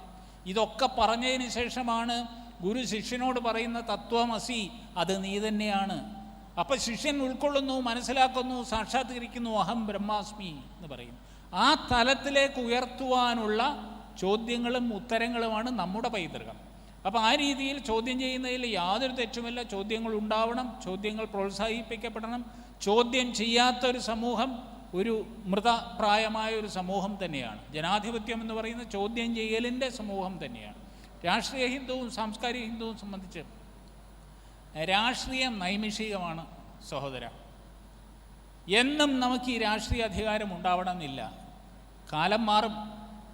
കാലം മാറുന്നതനുസരിച്ച് രാഷ്ട്രീയ അധികാരം ചിലപ്പം നഷ്ടപ്പെട്ടു എന്ന് വരാം. പക്ഷെ നമുക്ക് സാംസ്കാരികമായ ഒരു അടിത്തറ ഉണ്ടായിക്കഴിഞ്ഞാൽ അത് നൽകുന്ന ബലം, അത് തരുന്ന സംഘടനാ വൈഭവം, സംഘടനാ സംവിധാനം ഏത് രാഷ്ട്രീയ കൊടുങ്കാറ്റിനെയും അതിജീവിക്കുവാൻ പര്യാപ്തമായ ഒന്നായിരിക്കും. അതുകൊണ്ടാണ് സാംസ്കാരിക ഹിന്ദുത്വമാണ് പ്രധാനം എന്ന് പറയുവാൻ കാരണം. അതിനെക്കുറിച്ച് ഈ സാംസ്കാരിക ഹിന്ദുത്വത്തിനെയും രാഷ്ട്രീയ ഹിന്ദുത്വത്തിനെയും കുറിച്ച് നമുക്ക് വേണമെങ്കിൽ ഇപ്പം സമയപരിമിതി കൊണ്ട് നമുക്ക് പിന്നീട് വ്യക്തിപരമായി സംസാരിക്കാം. അതിന് എനിക്ക് സന്തോഷമേ ഉള്ളൂ. വിജു. സർ, നമുക്ക് 11:35 വരെയാണ് അനുവദിച്ചിട്ടുള്ള സമയം. അപ്പോൾ ബിജു ചേട്ടൻ ചോദിച്ച് നിർത്തിയിടത്ത് നിന്ന് ഒരു ചെറിയ ചോദ്യം. ഇപ്പോൾ നമ്മുടെ ഭാരതത്തിൽ കുറച്ചു കാലമായിട്ട് 2014 ഇപ്പുറം ഈ ഹിന്ദുത്വമായിട്ട് ചേർന്ന് ആരോപിക്കപ്പെടുന്ന ഒട്ടനവധി കാര്യങ്ങളുണ്ട്. അതിൽ CAA ഉണ്ട്, മുത്തലാഖുണ്ട്, കാശ്മീരുണ്ട്, പിന്നെ മറ്റേ മോഹൻലാൽ പറഞ്ഞ പോലെ റമ്മും കോളയും പിൻബലത്തിന് എന്ന് പറയുന്ന പോലെ ശൂലമുണ്ട്, ഗർഭിണിയുണ്ട്. ഏറ്റവും അവസാനമായിട്ടിപ്പോൾ ബുൾഡോസർ വരെ ഈ പറയുന്ന ഹിന്ദുത്വത്തിനോട് ചേർന്ന് പറയുന്നു. അപ്പോൾ ബിജു ചേട്ടൻ ചോദിച്ച ആ ഒരു ചോദ്യം തന്നെയാണ്, ഇതൊക്കെ ഹിന്ദുത്വവുമായിട്ട് ചേർന്ന് ആരോപിക്കപ്പെടുമ്പോൾ എന്താണ് ഹിന്ദുത്വം എന്ന് കൃത്യമായിട്ട് അറിയാത്തതല്ലേ സത്യത്തിൽ ഈ ആരോപണങ്ങൾക്ക് ഒരു പരിധിവരെ നമ്മൾ ചെവി കൊടുക്കാനുള്ള കാരണം?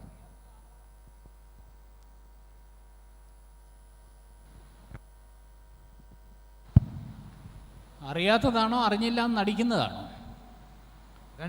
ഇതല്ല ഹിന്ദുത്വം, ഈ ബുൾഡോസർ രാഷ്ട്രീയമല്ല ഹിന്ദുത്വം എന്നുള്ളത്, അല്ലെങ്കിൽ CAA അല്ല ഹിന്ദുത്വം എന്നുള്ളത്, കാശ്മീരിലെ ഭരണഘടനാ ഭേദഗതി അല്ല ഹിന്ദുത്വം എന്നുള്ളത്, ഇതൊക്കെ ഹിന്ദുത്വത്തിൻ്റെ ഭാഗം തന്നെയാണ്. പക്ഷെ ആത്യന്തികമായി ഹിന്ദുത്വം ഇതല്ല എന്നറിയാവുന്നത് കൊണ്ടല്ല, പക്ഷെ അറിയില്ല എന്ന് ഭാവിക്കുന്നതുകൊണ്ടാണ്. ഉണരുന്നവരെ നമുക്ക് ഉണർത്താം, ഉണരുന്നു എന്ന് ഭാവിക്കുന്നവരെ നമുക്ക് ഉണർത്താൻ സാധിക്കത്തില്ല. എന്തായാലും കൂടുതൽ ചോദ്യങ്ങൾക്ക് സമയമില്ലാത്തതുകൊണ്ട് ഞാൻ വിരമിക്കുകയാണ്. ഞാൻ പറഞ്ഞ കാര്യങ്ങളൊക്കെ എൻ്റെ വ്യക്തിപരമായ കാഴ്ചപ്പാടും അഭിപ്രായങ്ങളുമാണ്. അത് നിങ്ങൾക്ക് അംഗീകരിക്കാം, തള്ളിക്കളയാം. വ്യക്തിപരമായി കൂടുതൽ സംവാദത്തിനും ഞാൻ തയ്യാറാണ്. അത്തരം അവസരങ്ങൾ കൂടുതൽ സ്വാഗതം ചെയ്യുന്നു. എന്നെ ക്ഷമിച്ച എല്ലാവരോടും നന്ദി പറയുന്നു. നന്ദി, നമസ്കാരം. ഹിന്ദു കോൺക്ലേവിൻ്റെ അവസാന ദിവസമായ ഇന്നത്തെ ആദ്യത്തെ സെഷൻ ഗംഭീരമായി നമുക്ക് വേണ്ടി അവതരിപ്പിച്ച ശ്രീ ഹരിയസ് കർത്തയോട് അനന്തപുരി ഹിന്ദു മഹാസമ്മേളനത്തിനോടുള്ള നന്ദി അറിയിക്കുന്നു. അതോടൊപ്പം തന്നെ അദ്ദേഹത്തിനുള്ള മൊമെൻറ്റോ കൈമാറുന്നതിനായിട്ട് പ്രതിഭേട്ടനെ ക്ഷണിച്ചുകൊള്ളുന്നു.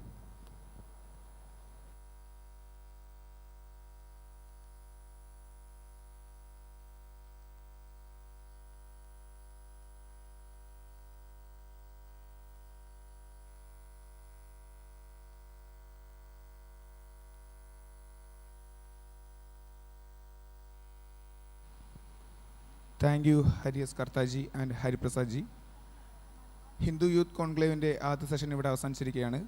അടുത്ത session reimagining Indian history challenges and opportunities എന്ന വിഷയത്തെ ആസ്പദമാക്കി ഡോക്ടർ വിക്രം സമ്പത്ത് ജിയും ഹോസ്റ്റ് ചെയ്യുന്നത് സൂരജ് രാജേന്ദ്രൻ ജിയാണ്.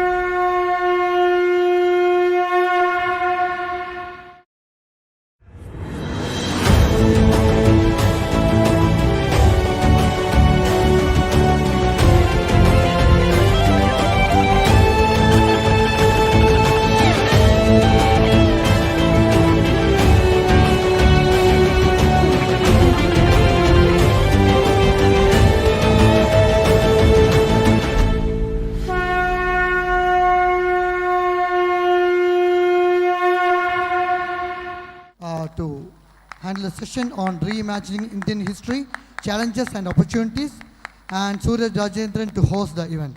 Welcome, sir.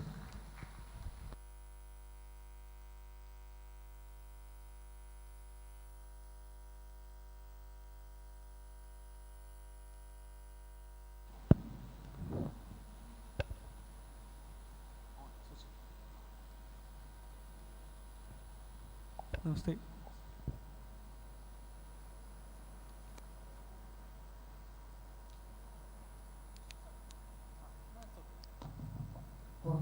പുറത്ത് നിൽക്കുന്നവരെല്ലാവരും അകത്തേക്ക് കയറിയിരിക്കാൻ ശ്രദ്ധിക്കുക.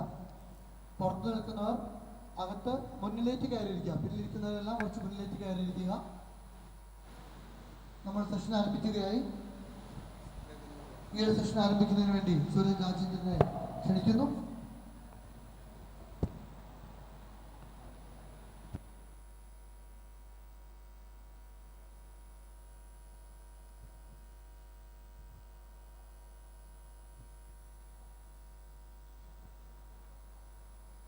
Namaste. A very warm welcome to our youth conclave. And this is the most awaited session of this conclave. I must say that. And the topic of discussion is reimagining Indian history, challenges and opportunity. When we live in a time when reclaiming Indian history or reimagining Indian history or rewriting Indian history are buzzwords, and beyond the buzzwords are creating a hype behind these words. Is there a way forward? That is what we are trying to look in this session. And we have a special guest to discuss the topic. We have Vikram Sampath. Dr. Vikram Sampath is actually an academician. I must say this, he is one of the finest academicians of our time. And he's the author of 6 acclaimed books. And his latest book, 2-volume biography about Savarkar. Savarkar Echoes from the Forgotten Past and Savarkar The Contested Legacy, both of which has gone on to become the national bestsellers and acclaimed, widely acclaimed by people in the academics and acclaimed by our Honorable Prime Minister Narendra Modi. And Dr.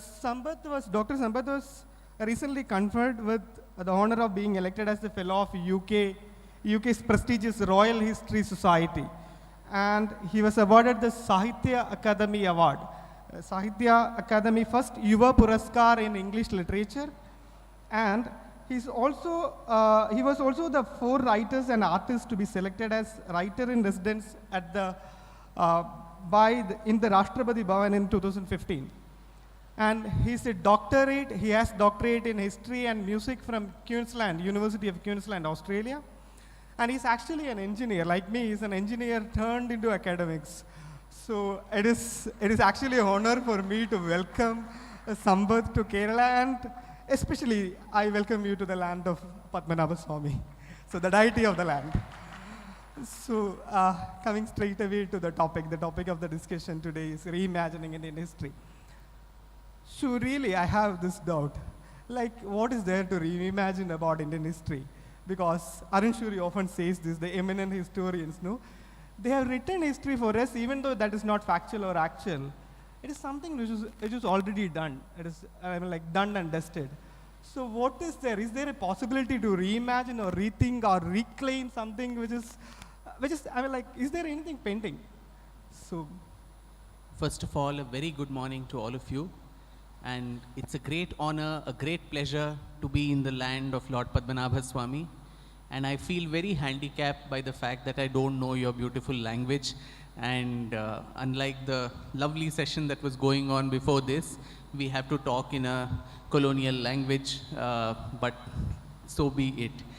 So your question, Surajji, about reimagining. So what does this word reimagine itself mean? It means to recreate or to reinterpret, usually a work of art or a work of literature and so on. But when it comes to history, is it possible to reimagine it? Is it possible to recreate it, reinterpret it? And I think history allows itself for such retellings. A very famous historian had said, every work of history is an interim report. You know what whatever work is there, it is not the final word on history. It's just an interim report. So someone else can come, someone else can do a better research, someone else can do a better job than what has already been done, and you will have a completely different account of history. I usually liken history where in Kerala, where the elephant is, all pervasive. There's the story of the blind men and the elephant, that poem that we all studied as kids. So there's an elephant in the room, and all the blind men are asked to touch different parts of the elephant and say, how does the elephant look? So someone touches the tusk and says the elephant is very sharp. Someone touches the body and says the elephant is very vast. Someone touches the tail and says the elephant is very thin. Someone touches something else and the trunk, and he gets a different idea of what the elephant is. I think history writing is very similar. History is that elephant in the room, and all of us historians who are trying to analyze this past are those blind men who are touching different parts of the elephant and based on that coming to conclusions. Now there are three paradoxes when it comes to this discipline of history itself. The first one, the past, by virtue of being the past, is not present, right? So unlike physical phenomenon like a chemistry lab or a physics lab or whatever, where you can actually see for yourself what is happening, the past cannot be seen. As you rightly said, it has already occurred. So the past is not present. So how do you reconstruct this past? You do it through sources. Sources like archaeological sources, epigraphic sources, inscriptions, textual sources, all of that. But many of these sources may themselves be incomplete or compromised. Somebody who's a court historian who's writing the story of his ruler, obviously they will not be objective about the ruler that they're writing about. So it's a biased source. Similarly, during invasions, a lot of monuments may have been destroyed. So the archaeological evidence that you have is incomplete or compromised. So the sources are compromised. The third paradox is the modern day historian who is accessing these sources, he or she comes with his or her own biases. That could be their political ideology, their lack of expertise, their lack of understanding. Someone who's doing study of Indian history without the knowledge of, say, Sanskrit or Persian. So you are limited by your capabilities there. So all these three paradoxes, the past not being present, the sources being compromised, and the inherent biases of the person who is accessing those sources, all this makes history a very, very mediated and a compromised kind of a discipline. And that is why there is no absolute truth when it comes to history, and every historian needs to have that humility that they are just trying to, as I go back to that example of the blind man, trying to touch different parts of the elephant and trying to make sense of it. So reimagining it, reinterpreting it, and retelling that story becomes possible when it comes to history. So like when you bring in the point of biases of historians, or people who touch only a certain part of an elephant and describing an elephant. But I have a serious question there. Like few days before Prime Minister Narendra Modi addressed Indians from the Red Fort, where he said Guru Tej Bahadur stood up against Aurangzeb. So the very next day, there were medias like Wire to Telegraph. People started writing saying that this is a story to polarize the Indian society. So if such is the case, there is a certain section of the people who don't want to hear the other side of the story. So if such is the case, is there a possibility to really bring those stories which were actually hidden under the carpet or swept under the carpet, like as a historian? Correct. How will you do it? That's what a lot of us are trying to do, trying to swim against the tide and ensure that these stories come out. That's a very important question that, anything that talks about the darker episodes of Indian history, particularly when it comes to the long centuries of foreign domination and invasions, somehow Indian historians try to whitewash that, try to put all of that under the carpet and give it a very nice spin. Now, we are not supposed to talk about, Will Durant, the American historian, called the Islamic conquest of India as one of the bloodiest stories of human history. Not just of Indian, but human history, it was one of the bloodiest stories. But do we really, do our textbooks or our other books or our discourse, does that cover that in the same measure? Unfortunately, it doesn't. And even if someone of the eminence of the Prime Minister brings this up, this is taken as polarizing and so on. So why does this actually happen? All the time we think that talking about these excesses of the past is somehow going to upset the society today. You're going to offend, more specifically, the Muslims of today, which I don't think is the case at all. A young Muslim boy or girl is not responsible for the invasions of Ghazni and Ghori and Tipu Sultan and Aurangzeb and all of that. And conversely, to make the today's Muslims happy, you don't have to make icons out of such tyrants and then, whitewash their story and present it to them in such a sanitized fashion. You spoke of Arun Shourie and eminent historians. I'll quote in this very example of one such eminent historian, Romila Thapar, who very famously, constantly told us that when Mahmud of Ghazni attacked the Somnath Mandir several times, this was not done out of any religious, drive. It was only for economic reasons. There was so much wealth, so the corrupt Brahmins were putting in a lot of wealth in the temples, and so, Mahmud Ghazni came there and destroyed it. That is what is told. But when you go to the actual sources, Al-Baruni and others, who actually were contemporaries, who wrote the Persian chronicles of Mahmud Ghazni, what is the story that comes there?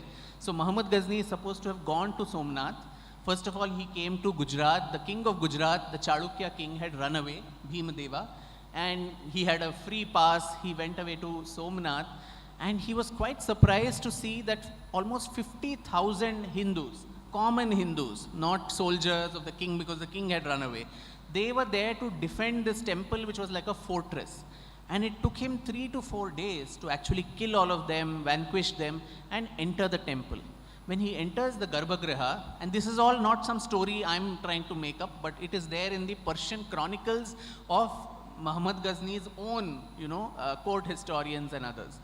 When he enters the Garbhagriha, the priests come running to him and say, save our Lord. You want money? I'll give you as much money as you want, maybe twice as much that is there in this temple. Take it and, save our deity. To which Muhammad laughs and says that if I do that, I will be called as Muhammad, a trader of idols.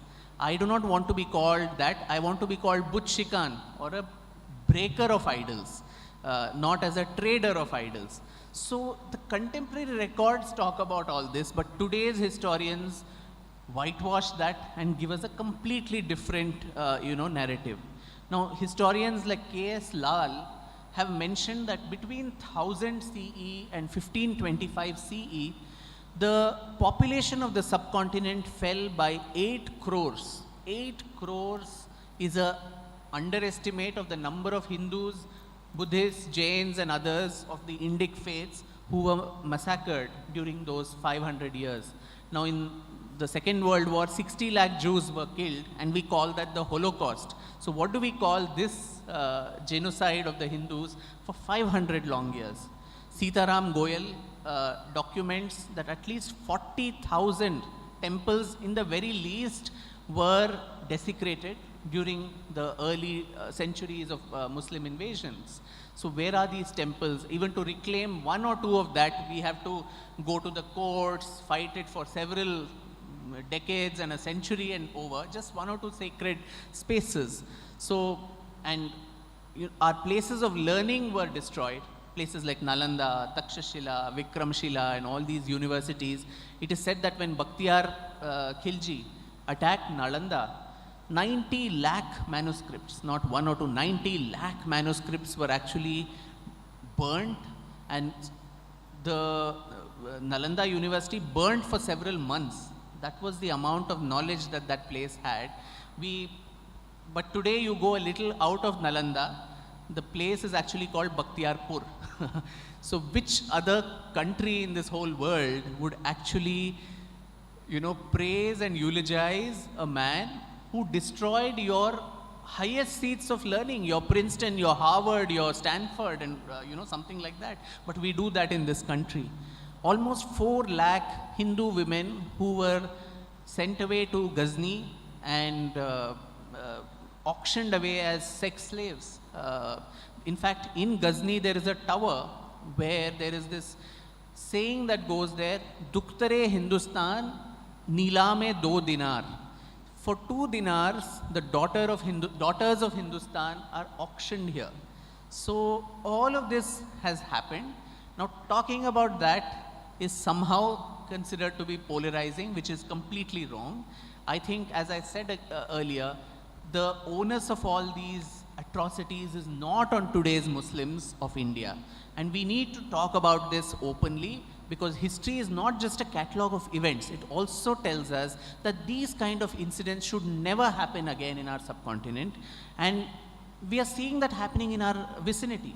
What is happening in Afghanistan, what is happening in Pakistan or Bangladesh, where the minority, the Hindu population or the Christian population, the minorities in those countries, the steady decline in their numbers, the destruction of the Bamiyan Buddhas, the destruction of temples that happens routinely, ISKCON temple in Bangladesh or any of these, show that the Delhi Sultanate is very much alive.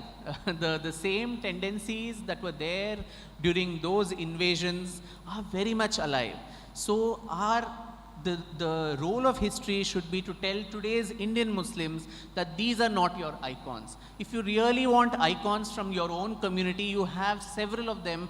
Dara Shikoh, you have Ras Khan, you have Rahim, you have Sant Shishunal Sharif from Karnataka, you have Dr. APJ Abdul Kalam, you have the governor of our state of Kerala, Arif Muhammad Khan Saab. So there are several of them who can be your icons. For that you don't need to whitewash Tipu and Ghori and Ghazni and say that these are your icons. First of all, that assumption is false that a Muslim need to have a Muslim icon only. You can have a Hindu or a Christian or anybody else. But if you really want to have someone of your own community, there are several such cases of examples of, syncretic, Muslims as well, which can be done. But sadly, we don't do that. And that's a very, very important fault line when it comes to Indian historiography. Sorry for a very long answer to your short question. I like creating icons, there are people like Kabir to, as you said, Ras Khan to, even Arif Muhammad Khan to Abdul Kalam. But, even the people who are in the field of academics, they're not pointing to that. Instead what they do is when you come up with a story about Aurangzeb or even, for instance, the story from Nalanda, Bakhtiyar Khilji, they say that it is to disturb the current social scenario or to polarize the Indian society furthermore. So, I would like to switch from that, creating icon, to an icon I think you are trying to create. That is what the people on the left says, like Veer Savarkar, for instance. You are the one academician who took that courage to write about Veer Savarkar. And he's undoubtedly a controversial figure, who's considered as a controversial figure. And let me ask you this, was Savarkar a British stooge, promoted by the left historians? Look, they call him a British stooge. Or was he a strategic nationalist who really tried a lot for this nation? Can you just... Yeah. Well, a little on Savarkar's life itself. He was arrested in Kalapani in the Andamans, where he underwent the worst of tortures. And that was in 1910. He rotted there literally for 11 years. Another 3 years in jails in India. So 14 years of imprisonment. And then 13 years he was put under house arrest in Ratnagiri. So 14 plus 13, 27 long years of a young man who had gone to London to become a lawyer, spent either in jail or in house arrest.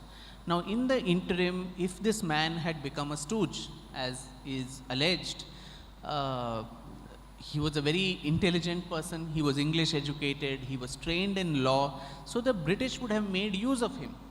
They would have taken him over to their side, especially after 1937 when governments started getting formed in various parts of India. He would have probably become a part of the Viceroy's Council. He would have probably become the Prime Minister of Bombay State. So if you were a stooge, the British would have taken you onto their side because they know who is useful to them. On the other hand, he was constantly put under surveillance. All through his 13 years, even in Ratnagiri, there were spies all the time, surveillance all the time, and every letter that came in and out of Savarkar's house was scrutinized very, very deeply, and the British never trusted him. And in my books, I mention through British intelligence reports as to how the British said this man is not to be trusted. So when it is the British reports themselves which talk about all this, I see no reason to say that he was a stooge or whatever else. I mean, these kind of things can be repeatedly said, but there is no factual basis to that, including during the Second World War, when he was alleged to have started recruiting Indians to the British Indian Army. There was a reason for that he was doing, not to help the British, but to ensure that the Hindus actually get trained in military warfare. Now, even someone like Dr. Ambedkar had mentioned, he mentions in his book Pakistan and Thoughts on Partition, that the communal composition of the British Indian Army was very, very skewed. Almost 60% of it was Muslims, largely from the northwest frontier province. And he also, Dr. Ambedkar himself says, this is quite an alarming trend that Hindus need to watch out for. On the one hand, one community is made very pusillanimous with ahimsa and all of that. On the other hand, another community is so deeply ingrained with military training. So obviously, in the event of a civil war, which was to happen between the two communities, one would have an upper hand. So the idea of people like Savarkar and the Hindu Mahasabha was enter the British Army, and this was particularly for the Hindus of India, enter the British Army in large numbers, get trained in warfare so that you can defend yourself, your faith, your properties, your women and all of that. And also a lot of these people who were recruited would then defect to the Indian National Army or the Azad Hind Fauj of Netaji Subhash Chandra Bose and give a feeder circuit to the INA. So these were the dual purposes for which he recruited people to the army. But we don't consider all these details and then we put these tags and labels, which is a very, very usual leftist, tendency to put labels on other people. As Arun Shauri had mentioned in his book, in India, you become secular by calling everyone else communal. So, that is how, these people operate. But I have a doubt. In 1940s, if I rightly remember, Savarkar came to the Madurai Hindu Mahasabha Sammelanam and he said, the Hindus, you mentioned about it, but I just want a clarity in that. Hindus in large numbers should take part or try to join in the British Army in the different sectors. And that was the same time when Gandhi was doing Satyagraha against the Britishers. So look at that situation. When Bose was actually creating an army to fight against the Britishers, this person was saying to associate with the Britishers, like the Hindus in large masses. So that was a statement actually. So there is something like that. So can we really say that he was loyal to the Indians or was he loyal to the Britishers? So as I said, the idea to recruit to the army was not to help the British. It was to gain training in military warfare and to help Netaji Subhash Chandra Bose too. Netaji, before escaping out of India, 6 months before, he supposed to have met Savarkar at his house in June 1940, in his house in Bombay, and the two of them had a secret meeting that went on for several hours, and Savarkar's secretary, it's a secret meeting, so we don't know what exactly transpired, but during that time, Savarkar is supposed to have inspired him saying, leave India, there's no point doing these civil disobedience movements, we're not going to get freedom because of that. The only way is enemy's enemy is your friend. So if the British enemies in the Second World War, the Axis powers, so join hands with them. And he also introduced him to Rash Bihari Bose. Rash Bihari Bose was the founder of the INA, and Rash Bihari was a great admirer of Savarkar. Right from 1937, I have quoted in my book several of Rash Bihari Bose's letters to Savarkar. He also called him a rising leader of New India. He formed a chapter of the Hindu Mahasabha in Japan, translated all of Savarkar's works into Japanese. So Savarkar is supposed to have connected the two of them, and the rest, as they say, is history. So this idea that he was recruiting people to side with the British, by that standards in the First World War, Mahatma Gandhi was recruiting Indians to the British Indian Army. He also got a medal called Kaisar-e-Hind, for his being loyal to the British during the Boer War and the Zulu conflict and all of that. So can we call Gandhiji also a stooge? So, so these things need to be seen with a little more facts and nuance and so on. But what about those letters which he wrote, like when I stay in Andaman jail and in Ratnagiri as well, like the 5 petitions which he wrote. Like you often, you were the first one to say that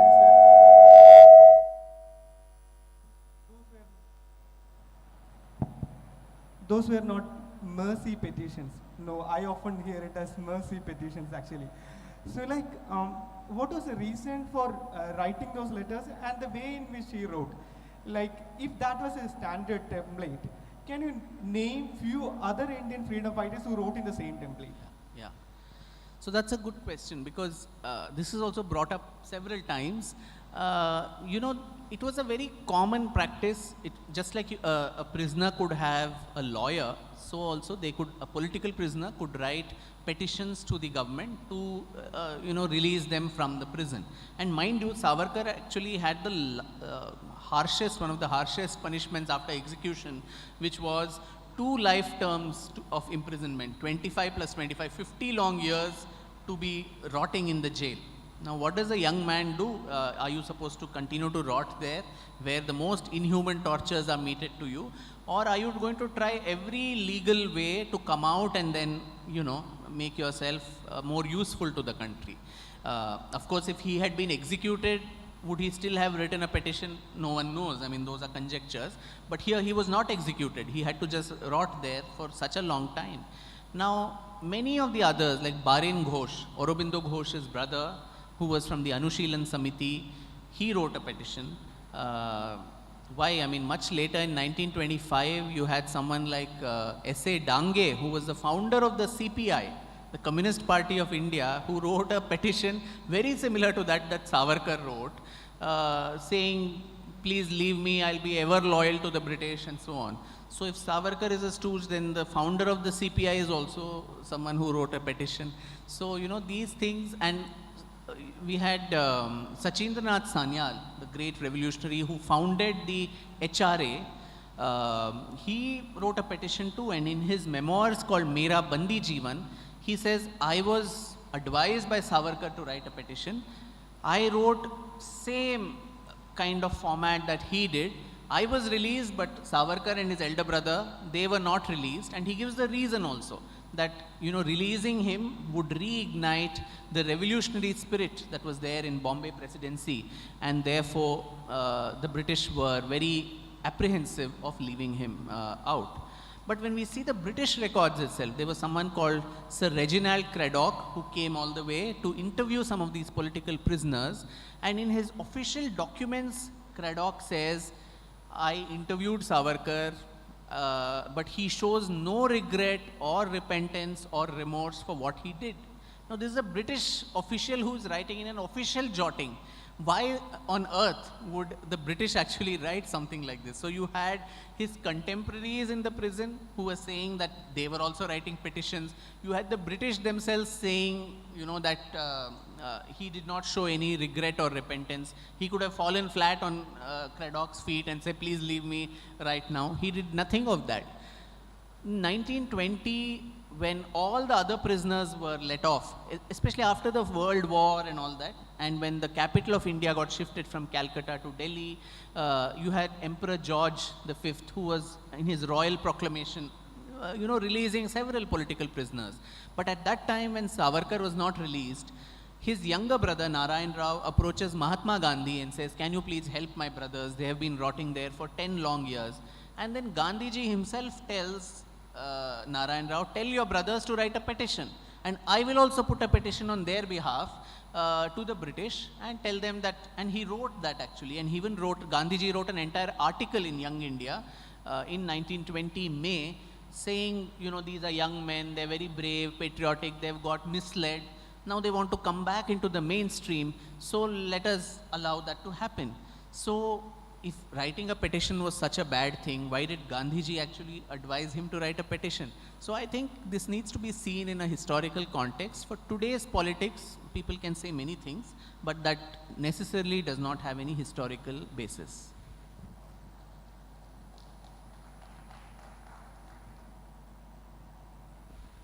Actually, that is fascinating in a sense. S.A. Dange wrote in the same template. I don't think that many of us know that. So but again, after 1924, when he got released from the Ratnagiri jail, he wrote and got pensions from Britishers, I think. And that is again considered as someone who shown his loyalty towards the Britishers rather than to the Indians. Even that is again I don't know whether that is again a left historian's narrative, but it is often, I often hear that, he took pensions from the Britishers, so he was loyal to the Britishers. Maybe the template Dange used it, but here I don't know whether any other people were there who took money from.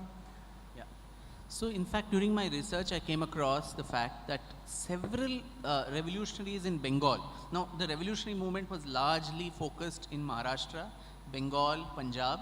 Now the revolutionaries of Bengal were given a pension of 150 rupees per month. Why was the British doing that? Because most of these revolutionaries, their degrees would be taken away from them. Even Savarkar, his bachelor's degree, his master's degree, his law degree, all of that was taken away from him. His property was auctioned. When he was arrested, the ladies of the household literally had to beg money to survive and eke out a living. And so there was no property, there was no degree. How do they earn their livelihood? When he gets released, he asks the British, "I'm a trained lawyer, can I practice in the court?" And the British refused that. So many of the revolutionaries, their educational qualifications had been taken away from them, and so to give them a source of livelihood and sustenance, the British used to give some amount of money as pension to most of these political prisoners. Even in that, as I said, the Bengal revolutionaries used to get 150 rupees. When Savarkar's case came for a review in 1924, it was rejected. It was only in 1929 that he started getting a pension, that too less than half the amount of 60 rupees per month, and it was there only till 1937 when he was completely released. So those 8 years when he was under house arrest, that was when he was given the pension. And to your first question also, the conditions of release to Ratnagiri was only for 5 years. You have to stay away from politics and be confined to Ratnagiri.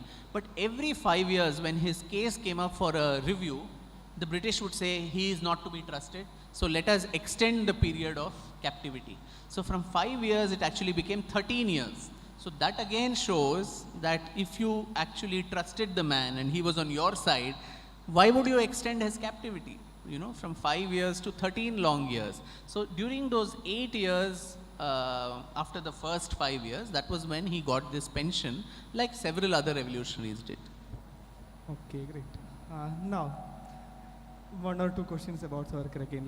One would be, in the first book, in chapter 3, you use, the name of the chapter is Birth of a Revolutionary. So, I don't know whether you are the first one to call him under the category of revolutionaries, because we hear that he was a stooge. These are the words which we often hear about Savarkar. So, can we place him can we place him along with people like Sukhdev, Rajguru, Azad, or Subhash Bose? If he was a revolutionary, but he was not projected like that, till now at least. No, that's very sad. Consider the fact that here was a man who founded India's first organized secret society. First organized secret society based on Italian revolutionaries Mazzini and Garibaldi. This was called the Mitra Mela, which later became Abhinav Bharat. He organized the first ever student bonfire of foreign clothes in the Ferguson College in 1905, protesting against the partition of Bengal. And the 5 years that he lived in London as a student, those were stormy years where several other fascinating characters of the revolutionary movement that I came across, which I didn't know about, which our history textbooks seldom talk about: Shamji Krishna Varma, Madam Bhikaji Kama, Virendranath Chattopadhyay, Lala Hardayal, who founded the Gadar Party, Madan Lal Dhingra, VVS Iyer, MPT Acharya. All these people were operating out of London, and Savarkar was almost like a leader of all of them. And while in London, he also wrote this book on the 1857 uprising. And he was the one who coined the word that it was the first war of Indian independence, which was still then called as the Sepoy Mutiny by the British. He gave it a respectability of being the first war of Indian independence, and that book served as a veritable Bible for revolutionaries decades later. Bhagat Singh is supposed to have used that book as an entry criteria for anybody who was entering the HSRA. I came across an interview of one of the revolutionaries, Durga Das Khanna, who was a part of the revolutionary movement. He said, when I was young, I was interviewed by Bhagat Singh and Sukhdev and all of these people, and they asked me, have you read Savarkar's 1857 book? And when he said yes, that was when he was recruited into the organization. So it was such an important book that he wrote, and also the book was used by the INA, by Netaji Subhash Chandra Bose. It became a source of inspiration for revolutionaries later. So obviously someone who believed in the armed struggle for Indian liberation, who gave it an intellectual corpus, and gave it some sense of ideological underpinnings, should be considered as a revolutionary. It's sad that he was not given that due so far. But that also goes on to talk, Surajji, about the parallel stream of Indian independence. We're talking about reimagining history. So when we talk of the freedom movement, we are told a very simple story, like a Attenborough film, and that famous song, "De di hame azadi bina, khadg bina bhal, Sabarmati ke sant tune kar diya kamal." So, without any, we politely asked the British, quit India, and they got fed up one day and just quit India.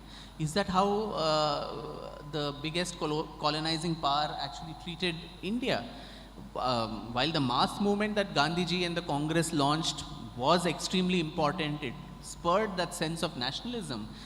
There was an unending chain of armed struggle, right from 1857 till 1946, when you had the naval mutiny in Bombay, and you also had the INA, and it was those things which actually got India her freedom.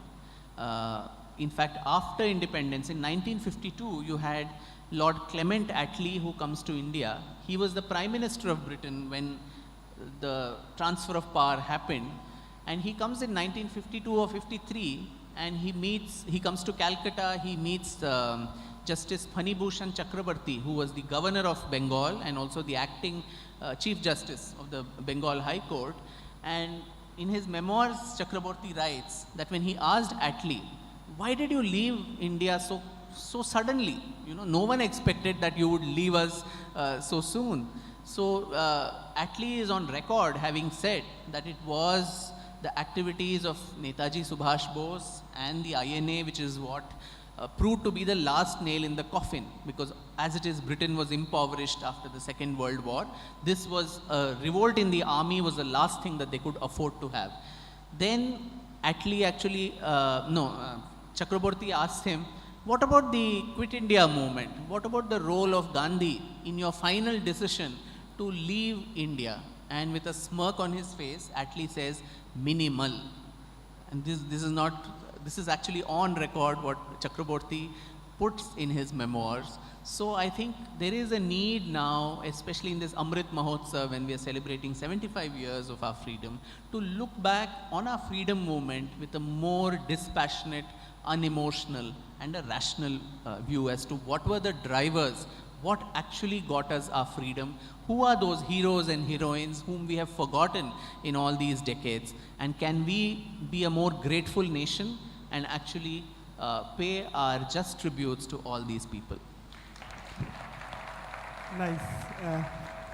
Maybe the mainstream freedom fighters, whom we now learn or read as mainstream freedom fighters, their contribution may be minimal, as you said.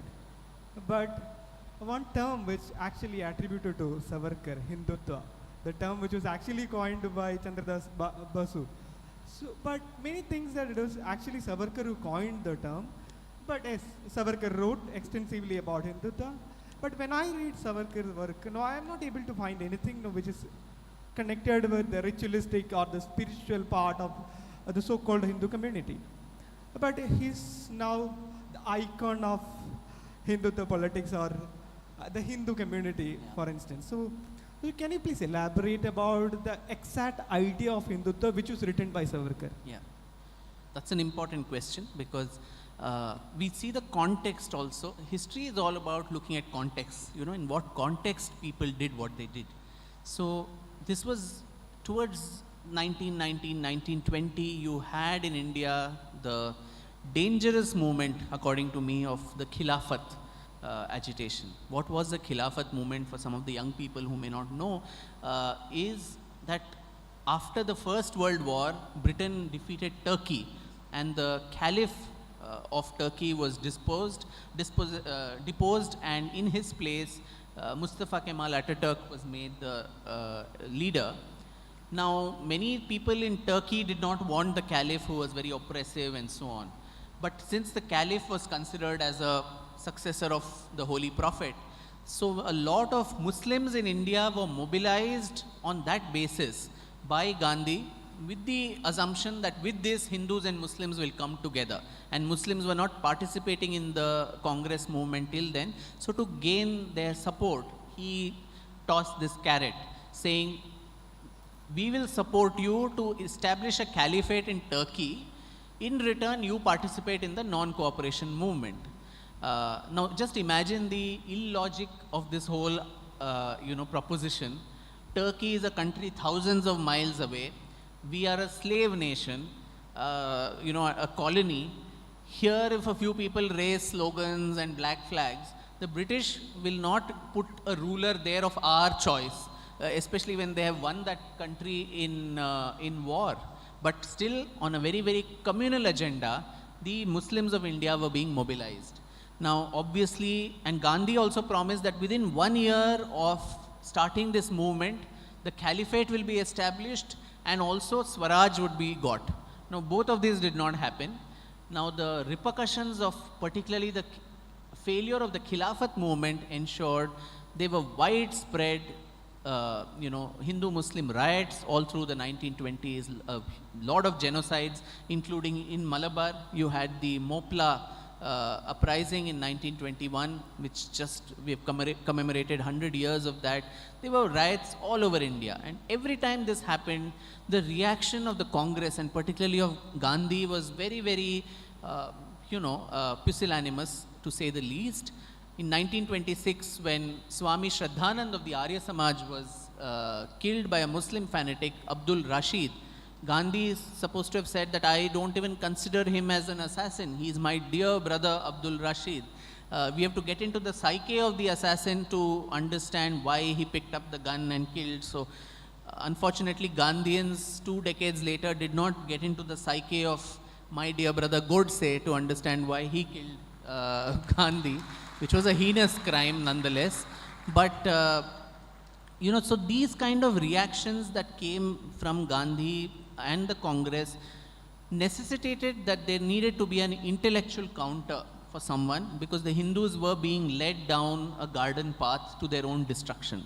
And that is when, from the confines of his jail, Savarkar wrote his Hindutva treatise, in which he said, this has not, you're right, he said this has nothing to do with the theological aspects of Hinduism, the rituals, the spiritual aspect, afterlife, God, super soul, I have nothing to do with that. That all the saints and sages, they can deal with that.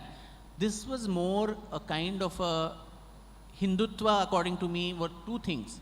One is Hinduism that resists, in the wake of pan-Islamist tendencies across India. It was a response to that, to ensure that there was a resistance that was put. Political Islam's answer was Hindutva. The other aspect of Hindutva was also Hindu modernity.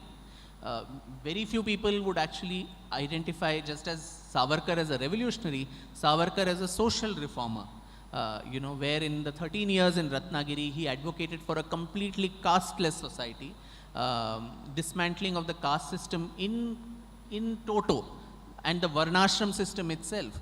And where he and Ambedkar had a lot in common in their views, and Ambedkar also wrote several letters to Savarkar praising him for this. Intercaste dining, intercaste marriage, the first ever temple, Patit Pavan Mandir in Ratnagiri, where people of all castes could go and worship. There was a Asprishya Ganapati, an untouchable Ganapati, so to say, where even the priest would be someone from the lowest of the caste, and even the Brahmin had to go and touch his feet to take blessings. So all these aspects, so it actually helped the cause of Hindutva to unite Hindu society, which was fragmented into so many castes and creeds and communities. And so Hinduism that resists, and also Hinduism that looks at modernity, social reform, that was what Hindutva was of Savarkar. But all through his tenure, even as the president of the All India Hindu Mahasabha, he said that, the Hindu Rashtra that he conceptualized, in that nobody is going to get an unfair advantage. The majority will not get extra privileges only because they are more in number. Similarly, the minorities will not get any concessions because they are a minority. In the eyes of the law, everybody is the same. Whatever puja, namaz, etc. you want to do, you do it in the confines of your house. Don't bring it into the public space.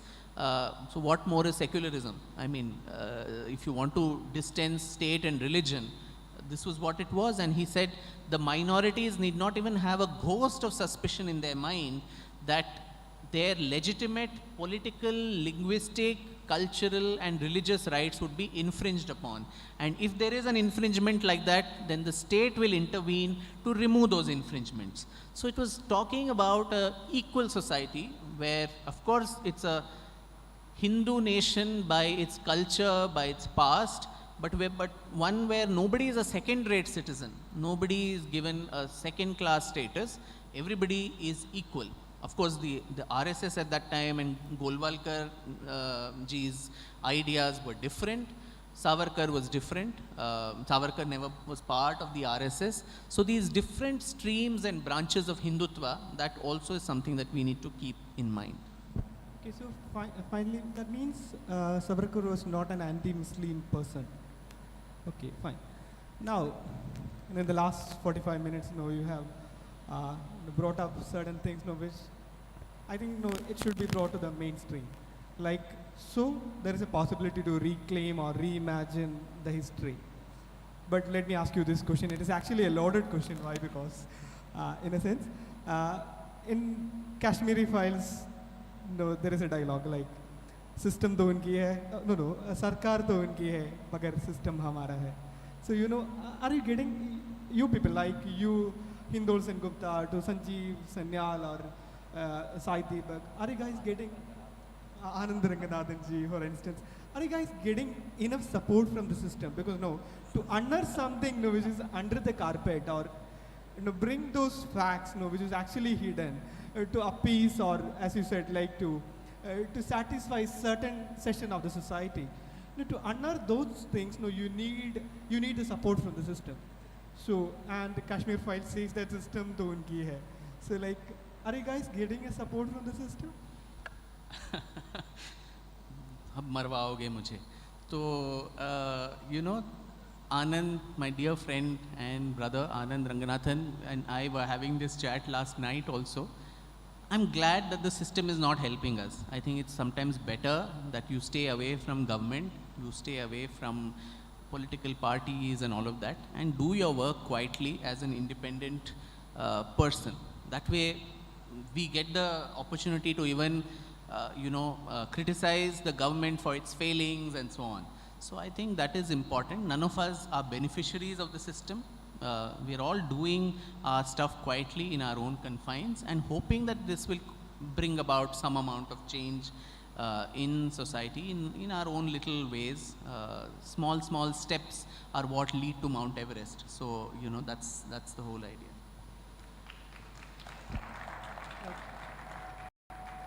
Actually, But I must also, Surajji, mention, since we're talking about reimagining Indian past, some of the other fault lines, according to me, we spoke a lot about Savarkar, which was not actually the topic of our session. But, when we talk about the Indian history itself, one is, I mentioned, the inability to take the darker elements, talk about the darker aspects of our past. But there are several other fault lines, according to me. One is this whole, Delhi centricity of our history. If you look at our textbooks also, or any popular discourse, we learn about every little dynasty that ruled Delhi. Lodhis, Khiljis, Tughlaqs. I mean, what is their contribution to this country? A big zero, right? Other than being bigots. But vast parts of India, South India, doesn't get featured in the manner it should in our textbooks. I was seeing the class 6, 7 and 8 NCERT books, and you can actually download it from the web. You will be shocked to see that the Cholas have probably 4 lines.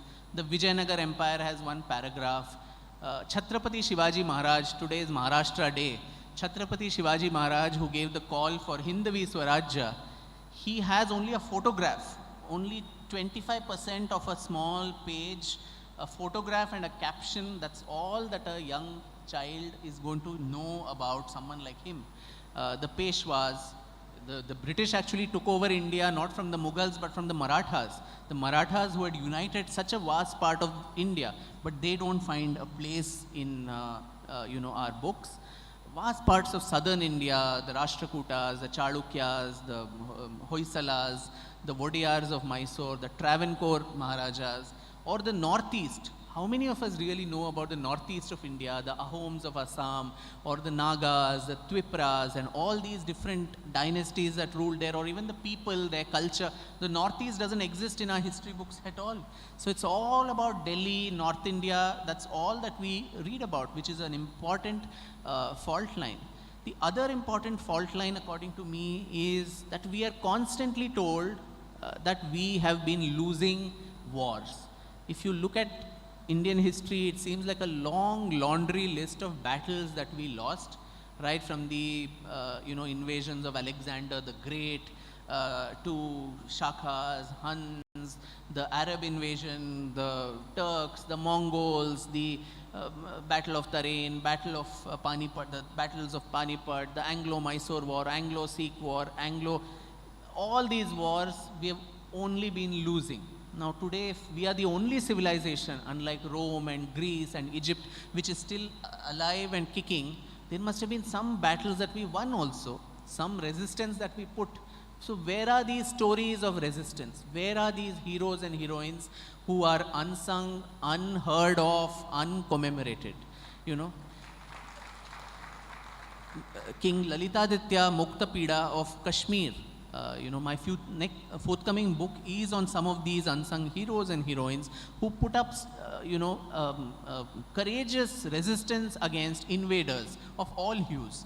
Lalitaditya of Kashmir, of the Karkota dynasty, he ensured that the Arabs do not conquer any part of India beyond Sindh after the invasion of Sindh. There was no reason why the Arabs could not have conquered the whole of India, but Lalitaditya stemmed this invasion of the Arabs. You had Rani Naiki Devi in Gujarat, a woman of the Chalukya kingdom, who defeated Muhammad Ghori, and this ensured that Muhammad Ghori never came to Gujarat again. Rudrama Devi in Warangal, the Kakatiya ruler, Lachit Borphukon in Assam, who ensured that the Mughals do not cross over to Kamrup and occupy, Assam. Similarly, from your state, Marthanda Varma, I mean, there should be a commemoration of Marthanda Varma all over, India, because here was a ruler who defeated the Dutch in the Battle of Kolachal, and after that, the Dutch, I would have been giving this, talk in Dutch if not for Marthanda Varma, because we would have been colonized by them. So after that, the power of the Dutch East India Company collapsed globally. So someone like him, from my state of Karnataka, you had Rani Abbakka Devi, Chautha, who defeated the Portuguese and drove them out of Ullal. Similarly, Kanhoji Angre from Maharashtra, who constantly kept the Portuguese and the British at bay. Velu Nachiyar from Tamil Nadu, from Shivaganga, the Ramnath Samsthanam, who was the first woman to give a resistance to the English East India Company. So where are all these stories, of resistance? Why don't we know about them? So I think when we are talking of reimagining Indian history, just as all those unknown, unsung freedom fighters, revolutionaries, I think these names also need to come out into the open, and they need to be talked more for especially today's and the future generation.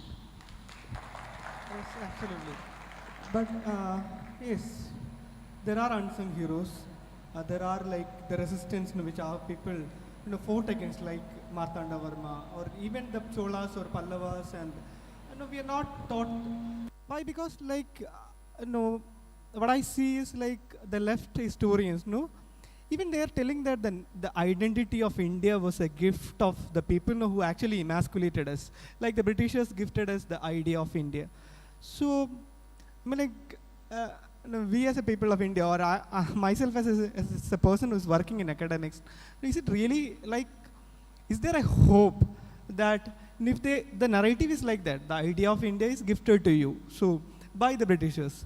So where actually is the fact?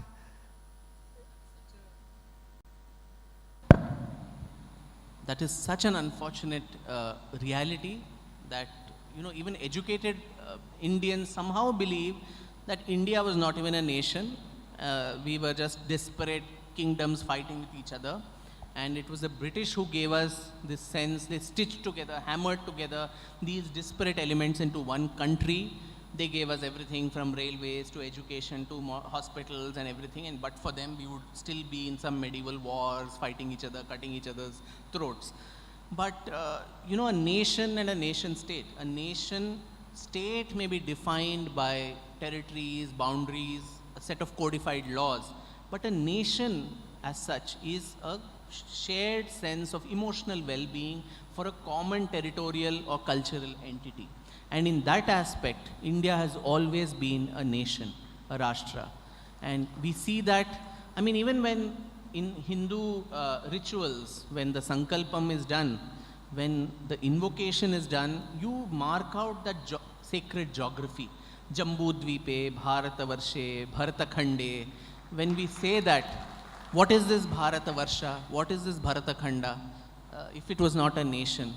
And you have the Vishnu Puran, which some say was written in the 9th century, some say it was written in 400, 500 BC. Whatever be the date of composition, it has this very, very clear enunciation of what this nation is. Uttaram yat samudrasya himadraschaiva dakshinam varshatad bharatam nama bharati yatra santati. This landmass north of the ocean and south of the Himalayas is that Varsha or country is known as Bharata, and its children are called Bharatiyas. It also goes on to say the geographical expanse, it has about 9,000 yojanas. There are Kiratas on the east, the Yavanas on the west. So it also talks about the people who inhabit this landmass. When you go to the Mahabharata, the Bhishma Parva has about 70 verses which talk specifically about the geography, the ethnography, the anthropology of India as it existed, Then right from Kashmir to Malwa to Bengal to Assam, Kamarupa to Kuntala or Andhra, Telangana, Karnataka, Chera, all these places are clearly mentioned in the Mahabharata. It talks about the various Janapadas which lived in India, the Shabaras, the Kiratas, the Yavanas, the Mlechas, all these people. So there is a very, very clear enunciation of the idea of a nation. And how the foreign travelers saw India, whether it was Fahien or Huan Sang. Huan Sang, when he came to India, he called this land as Intu. And the Persians too, they always called it Hind. What is this Al-Hind? The land which was to the other side of the Indus River. So they also saw it as one common unit. So this common unified sphere of cultural circulation that was constantly going, I think the greatest manifestation of that comes from another stalwart from your state and for the whole of India, which is Adi Shankaracharya. I mean, coming from Kaladi, there was no need for him to have gone across the length and breadth of India. It was not a coincidence that he established the 4 cardinal mathas at Sringeri in the south, Dwarka in the west, Badrinath and Puri in the north and east. He literally marked the geography of this nation before finally establishing the Sarvagnya Peeth in Kashmir and the Sharada Peeth there. So there was a reason, and every time he went there, he did not face opposition saying, why are you coming to my country, right? So the very fact that he could travel through the entire nation showed that this was one cultural unit. There may be politically different kingdoms and the kings may have been fighting each other, but for common people, this was one common sphere of cultural circulation. And the way our pilgrimages, from time immemorial, they have been instituted, it, I think, is a fascinating blend of environmental consciousness, patriotism, and kind of, geographical unification, because everything is sacred in India, from mountains to forests to rivers to lakes and everything. And if it also, I think, in my view, it tries to stem any kind of regional parochialism. If I feel my land is very, sacred, there are 100 others which are equally sacred, if not more. So the 51 Shakti Peethas which were scattered across India, or the Jyotirlingas which were again scattered across India. There was a reason for this, that everything was not concentrated in one place. It was scattered across the length and breadth of India through pilgrimages. So how did people from the far south, from Kerala, if they had to go on a pilgrimage to Badrinath or Kedarnath, today it is so easy to just take a flight and go somewhere. So traversing these rocky terrains, traversing different, many times they would actually lose their lives in the course of the pilgrimage. How did they understand each other's languages? Was there a translator always who would help them, go through this?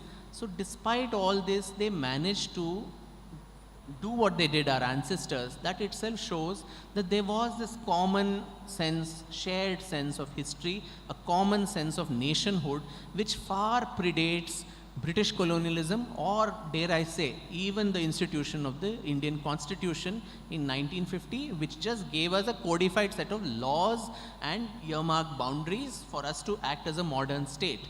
But the Indian civilizational state, or a nation, the concept of nation, I think goes much, much beyond that.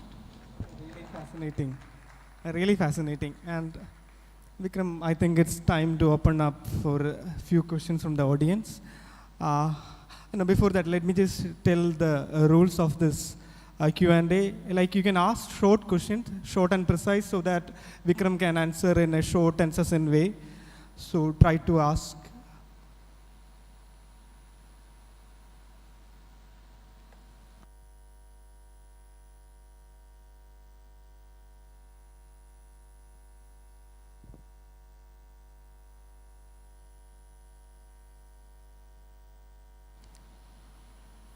Can someone give him a mic, proper mic?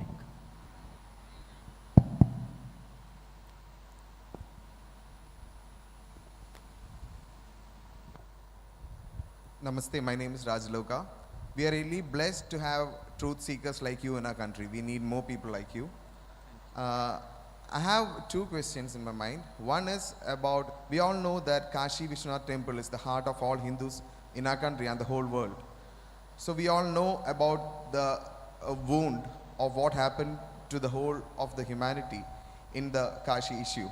So even now, a section of people is not ready to accept the truth and do what is essential now, at least by now. And the second question is about the halal certification.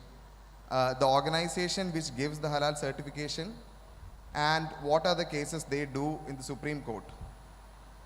Who are they standing for? Thank you. I think the second one is not related to history, so I would, the first one.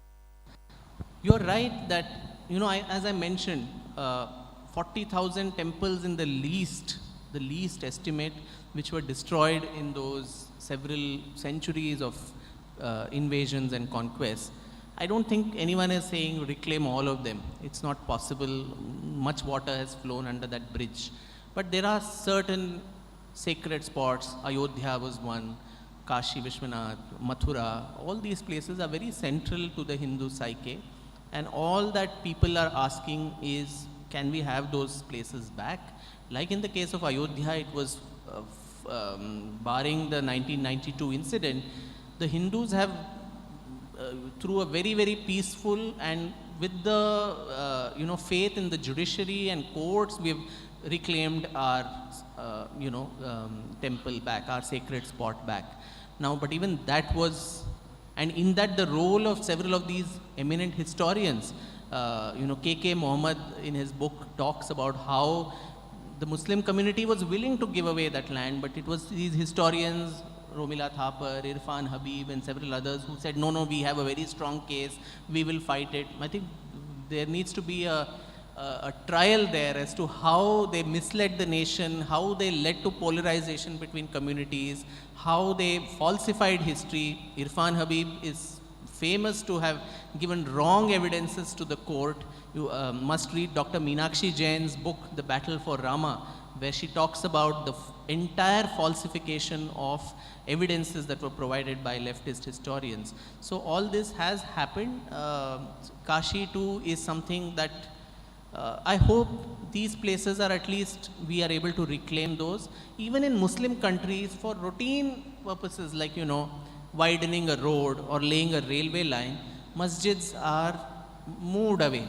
They are shifted routinely. Unlike the Prana Pratishtha that is done in a Hindu temple, there is nothing like that in a masjid. It's just a place where people congregate to pray. So if not here, they can pray 10 kilometers away. So I do hope that these eminent historians do not meddle in cases like Kashi and Mathura and further create bad blood between the two communities. And I hope a lot of the Muslim community also sees the Hindu sentiment for these places. These are not just places, but there's a lot of astha, there is a lot of faith in that. And so voluntarily giving up of some of these in return for some other space, extra land has been given now in Ayodhya for the masjid to come about. So what is the harm in that? For the larger cause of social harmony, I think that should be done. Yeah. Are all the records still available from the British times, because they were meticulous record keepers, or have they been selectively destroyed? Specifically with reference to the Nehru Memorial Library Museum, Sonia was sitting on it. It's only recently she has been taken out, and I know for a fact that if you had to do research there, she had to personally vet you before you could enter that place. I've been told this by a leftist journalist. Okay, one. Second thing was, do we have any records of Congress deliberations about what attitude to take towards the disbanded soldiers from the World War II army of British England? Thank you. That's a great question. And I was a senior research fellow at the NMML till about recently, and it was quite poetic justice to have someone research on Savarkar and get a Nehru Memorial Fellowship. So which again was a turn of fate, so to say. Now the things are much better there. I think you can access a lot of documents, though some of Nehru's private papers are still not accessible completely because it comes under the purview of the family, and many of those are not made available. Why in India, even in Britain, recently there's been a historian who's been trying the very best to get Edwina Mountbatten and Nehru's letters out, but that also has not happened because wonder what is there in those letters other than the romantic overtures, but there must have been something else, which is why the people are scared. But talking about the British records, I think they're meticulously, catalogued and preserved. For someone like a historian like me who depends on sources of the past, particularly for modern India, right from the 18th century onwards, the East India Company records, the colonial records, they are maintained at the British Library and the National Archives of UK in a very, very meticulous fashion. Yes, but one has to go there and, access those. Good afternoon, sir. Myself, Shekhar. Actually, I'm a fan of yours. To be frank, it's a goosebump moment for me. You have written many books on Savarkar, but however, my favorite book obviously goes to this Splendors of Royal Mysore. It's a wonderful book. To be frank, it's still my personal favorite. Okay, I'll just directly come to the question. See, till now, everyone knows, including me, during studying of our history, we knows about Lord Macaulay, Lord Mountbatten, etc. But there are many unsung heroes like Sukhdev or many other heroes which we don't know. Till now, our history has been written like this.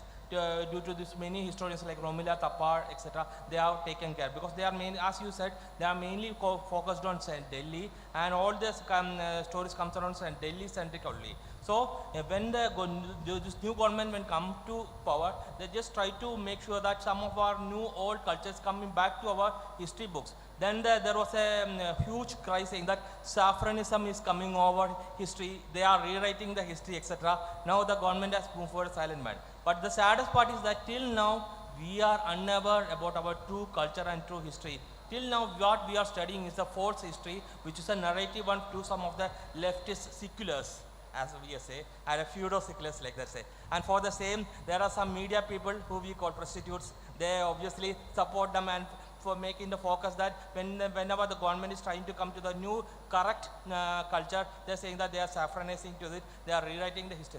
So my question is that, is there any permanent solution? Or as a people like you, Raghunathji or Sarji, etc., how you can involve ourselves to make the government to make sure that our future generation, at least our future generations, will come to a real, to understand about what is our true culture, etc.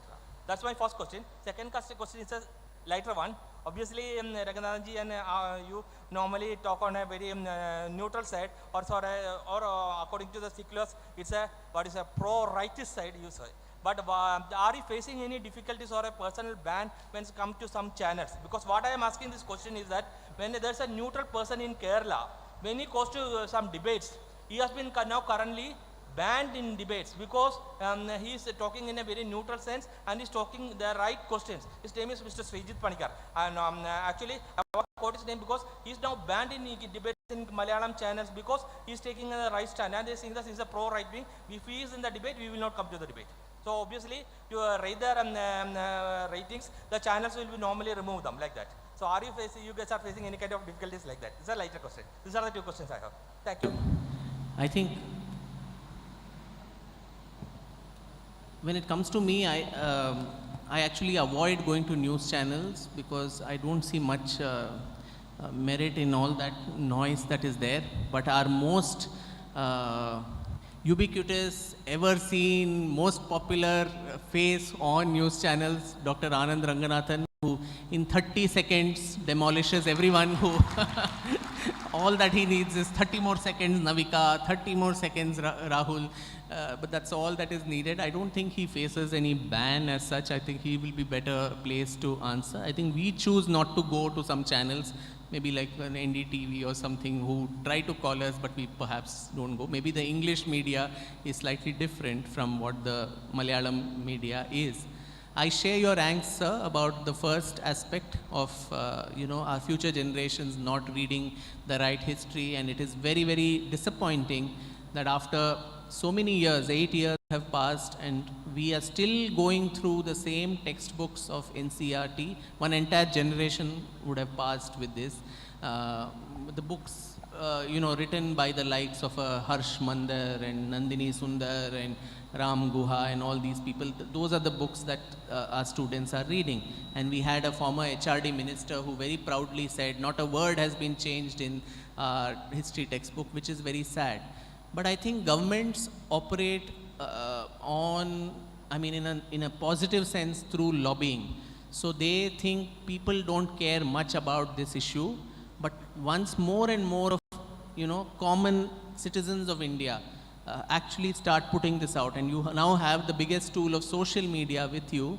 Through social media, if a lot of you put out this angst out, saying we do not want our children to read this fabricated history, and the government will respond only when there is a mass civil, the civil movement or the civil response reaches a critical mass. Till then, I don't think they think that this is so important. You have committees after committees being set up to study this, while all it takes is 6 months to put a set of people together in one room and get to say correct history again is a euphemism, because there is, as I said, there's nothing absolute about history. They're all interim reports. So these changes will happen. Tomorrow this government will go, some other new government of a different color might come, then they will change the history books. So this constant tussle is inevitable.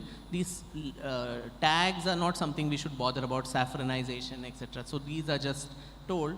But I think a need is to have real experts, real scholars who could sit together and rewrite the history.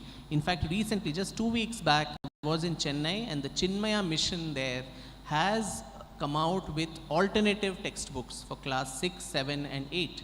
And this will be, and those books are written extremely well. I've been reading them. They put out what can be called as a history closer to the truth. They talk about all these unsung heroes and heroines whom I mentioned briefly, a different perspective to what the history is. But these books will probably be in circulation only in the Chinmaya and the Vidya Bharati schools, which itself is about 20,000 schools. But when will it go to the CBSE and NCERT? That only the government of the day can do. This is cheating. Just to answer your question, I was called to a news channel once, and the topic was fake news. And I told the anchor that she had spread the biggest fake news, and I gave her the evidence. In fact, her fake news was so big that CBI had to come in and tell her, "Madam, this is fake news." After that, I was never called to that channel. So I hope that answers your question. But to Vikram's thing and to the excellent question asked by Sir, there has been an authoritative book written by Shri Sitaram Goel, 2-volume one, on Hindu temples and what happened to them. And Vikram is absolutely right. There are about 44,000, if I'm not mistaken, 44,300 temples that have been totally destroyed and other structures on them. So there, if I may, I beg to disagree with Vikram. We should, or Indians should reclaim not just Kashi and Mathura, but each one of those 44,000 temples. Because no one temple is bigger or smaller than the other, less spiritual or more spiritual than the other. Thank you. You're an eternal optimist. I'm trying to at least go to a least common multiple of. A very good morning, sir. A very good morning, sir. My name is Arjun. It's a pleasure meeting you, first of all. Sir, my question is, I have seen your session in a literature fest of DC books. You participated in that. There was a question from the crowd after the session when the Q&A started. There was a question from the crowd: is this session to whitewash Savarkar or not? There was a question, and you very beautifully answered the question. And I would like to tell you that what DC Books did was, after the session, the answers you given and the very beautiful answer which you gave to the crowd, they removed it from YouTube.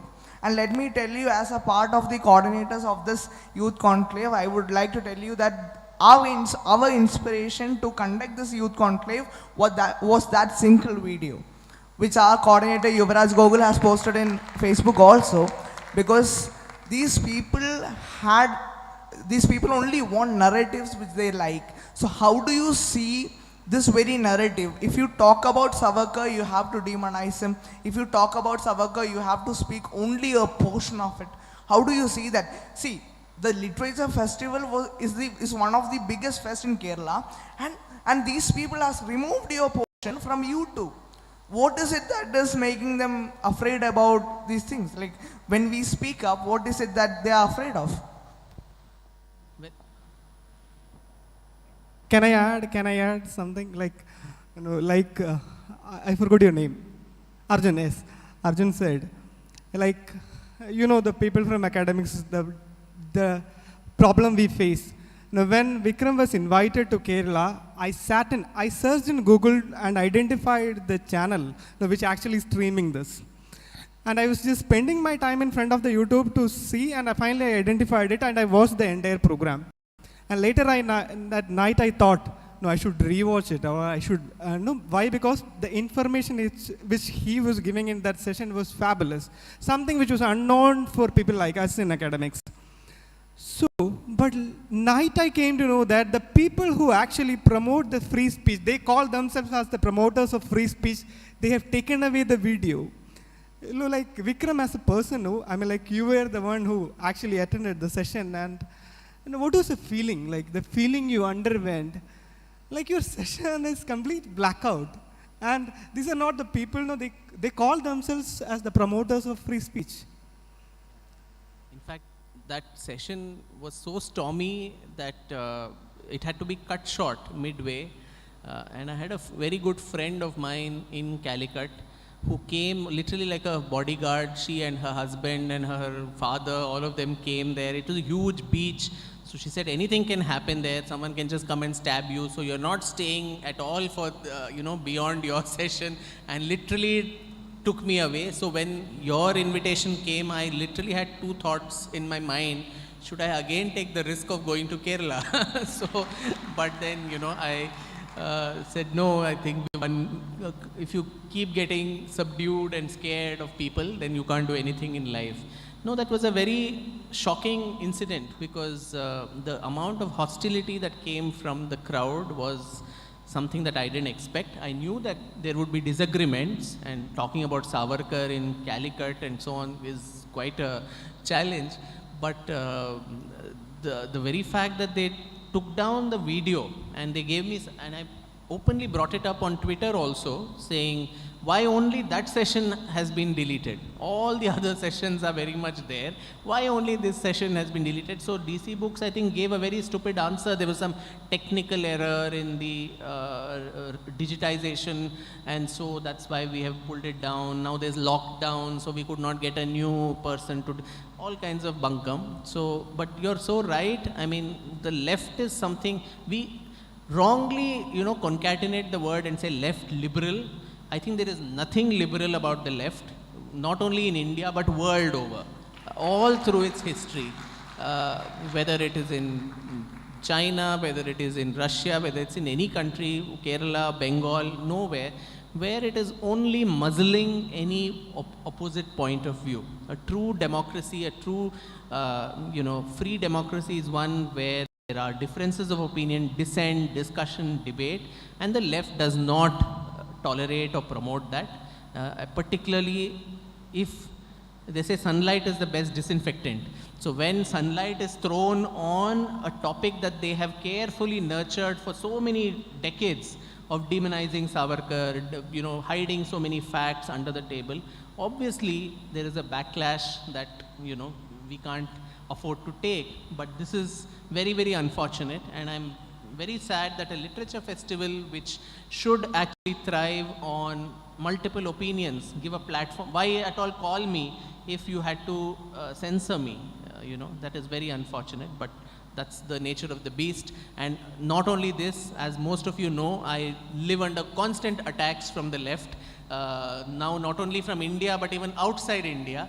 But then I think they don't know that I'm made of sterner stuff, so I do take them straight to the courts also when need be, file cases against them. I think that's the constant way of dealing with such malcontents.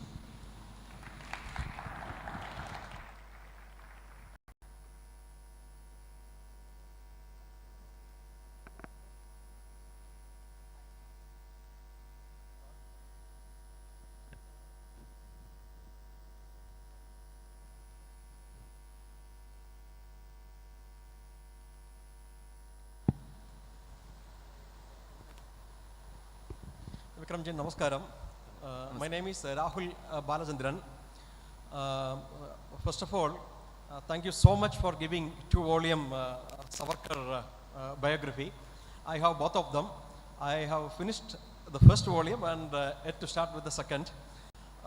So in one of the promotional videos or some discussions in P Guru, I heard you mentioning about referring 40,000 records in Europe and US while writing this book.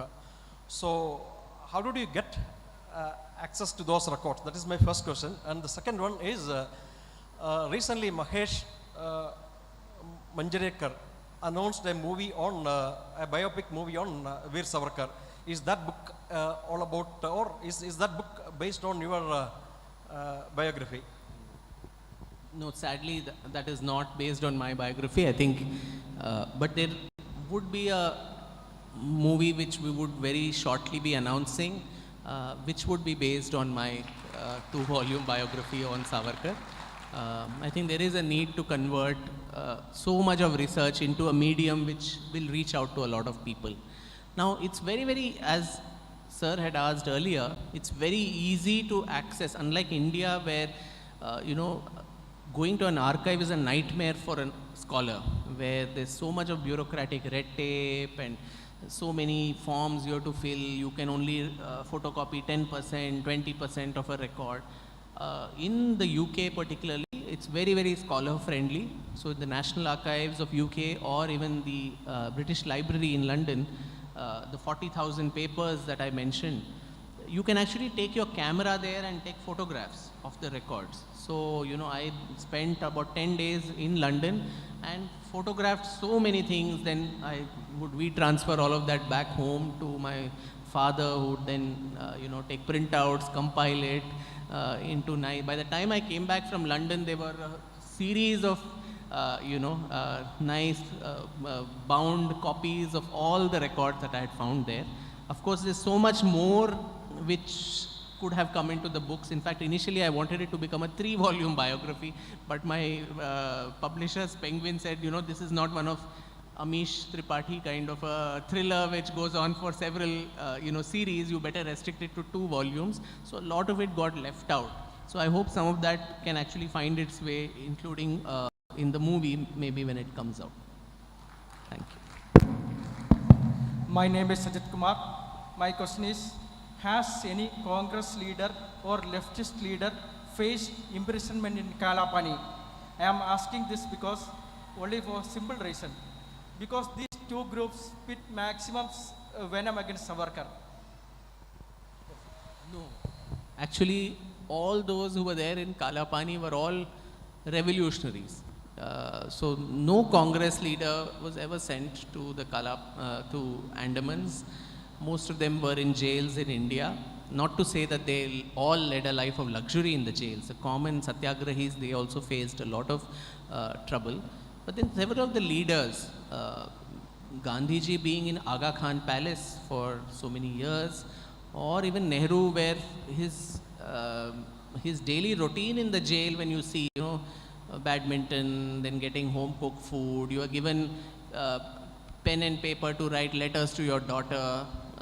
And the condition of the jail itself, which was quite, luxurious compared to what the people in Kalapani faced, where basic human facilities of food and toilet and medical health, support was not given to many of the political prisoners. Many of them had to defecate and urinate in their own cells. And imagine sitting amidst your own squalor all day and eating and sleeping there. So that was the kind of tortures that people at Kalapani faced, which was nowhere close to what several of these people faced. And the Kolhuka Bell punishment, where all day in the blazing heat of Port Blair, they had to go around the oil grinding machine and extract 30 pounds of oil. And if you, at the end of the day, this would be measured, and if you don't extract that amount of oil, you would be flogged or not given food. Even the food that was given would have pieces of reptiles and insects and all of that, and eating that, most of them would get diarrhea.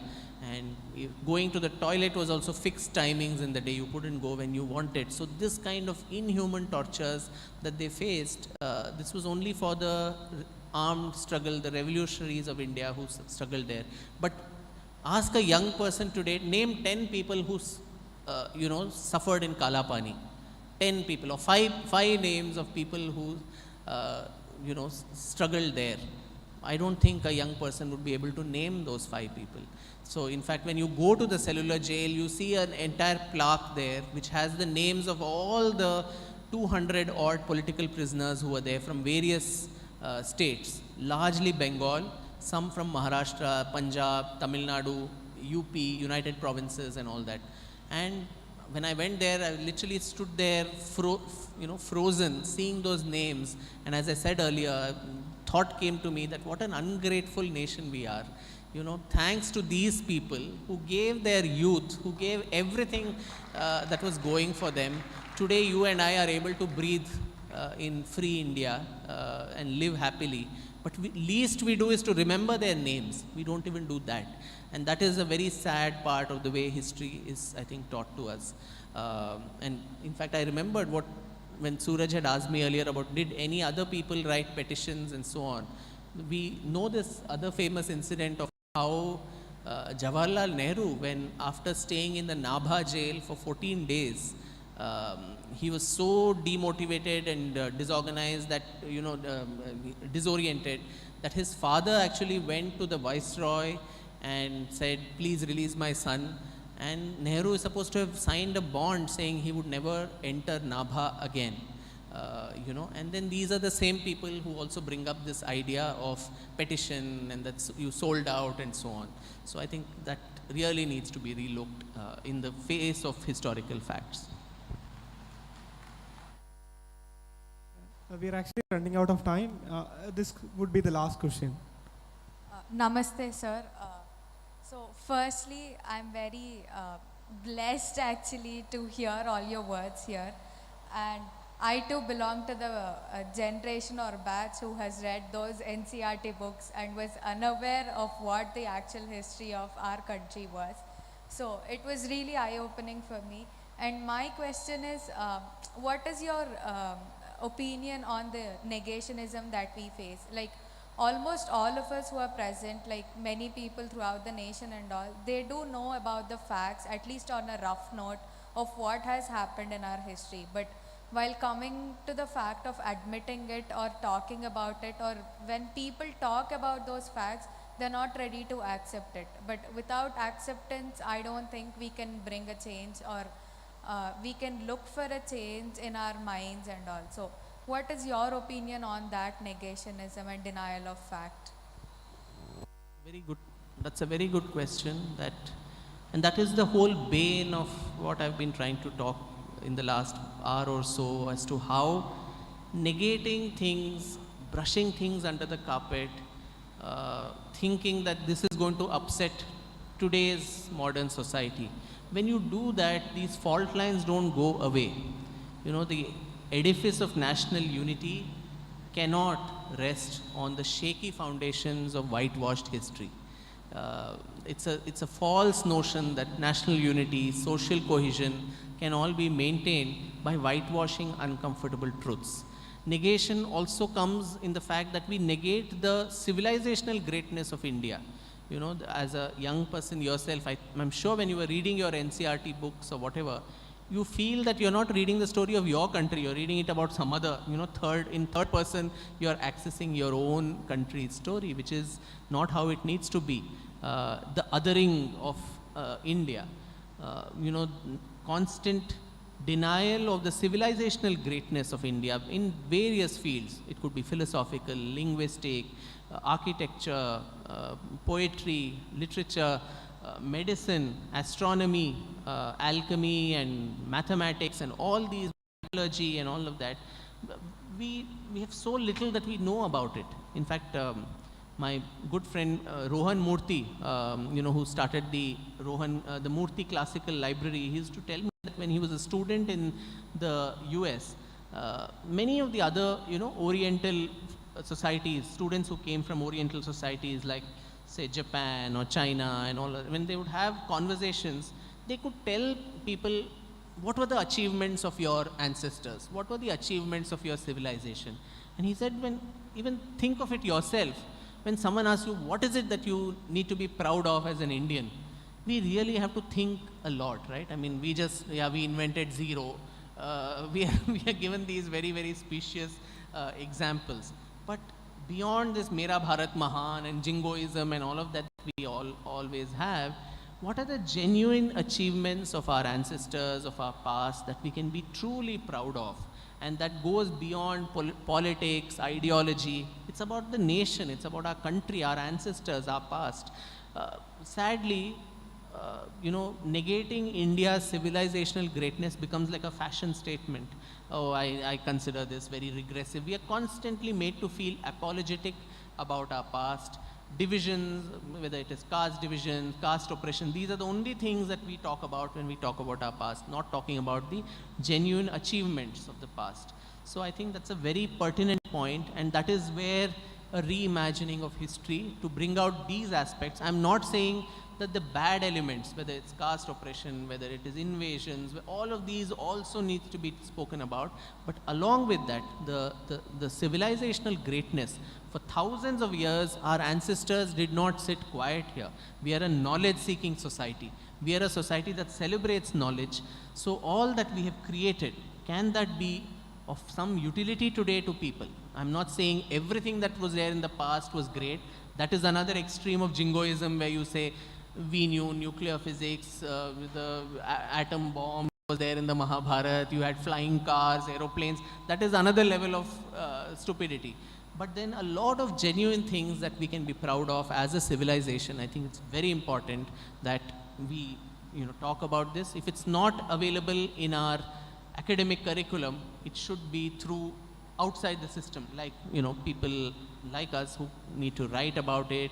And with social media now, information dissemination is not a big problem. And now it's time. Let us wind up this session officially. I would like to call Harius Kartaji to hand over the momentum.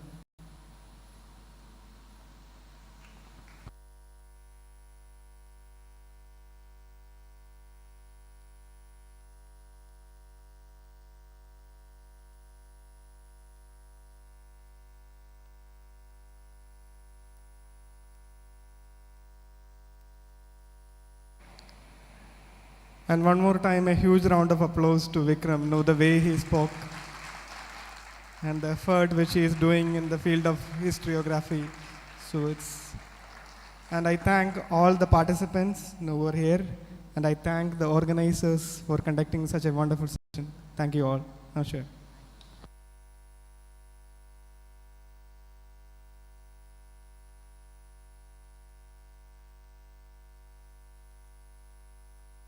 കോൺക്ലേവിൻ്റെ രണ്ടാമത്തെ section ഇവിടെ അവസാനിച്ചിരിക്കുകയാണ്. Thank you doctor Vikram Sampathji and Suraj രാജേന്ദ്രൻജി.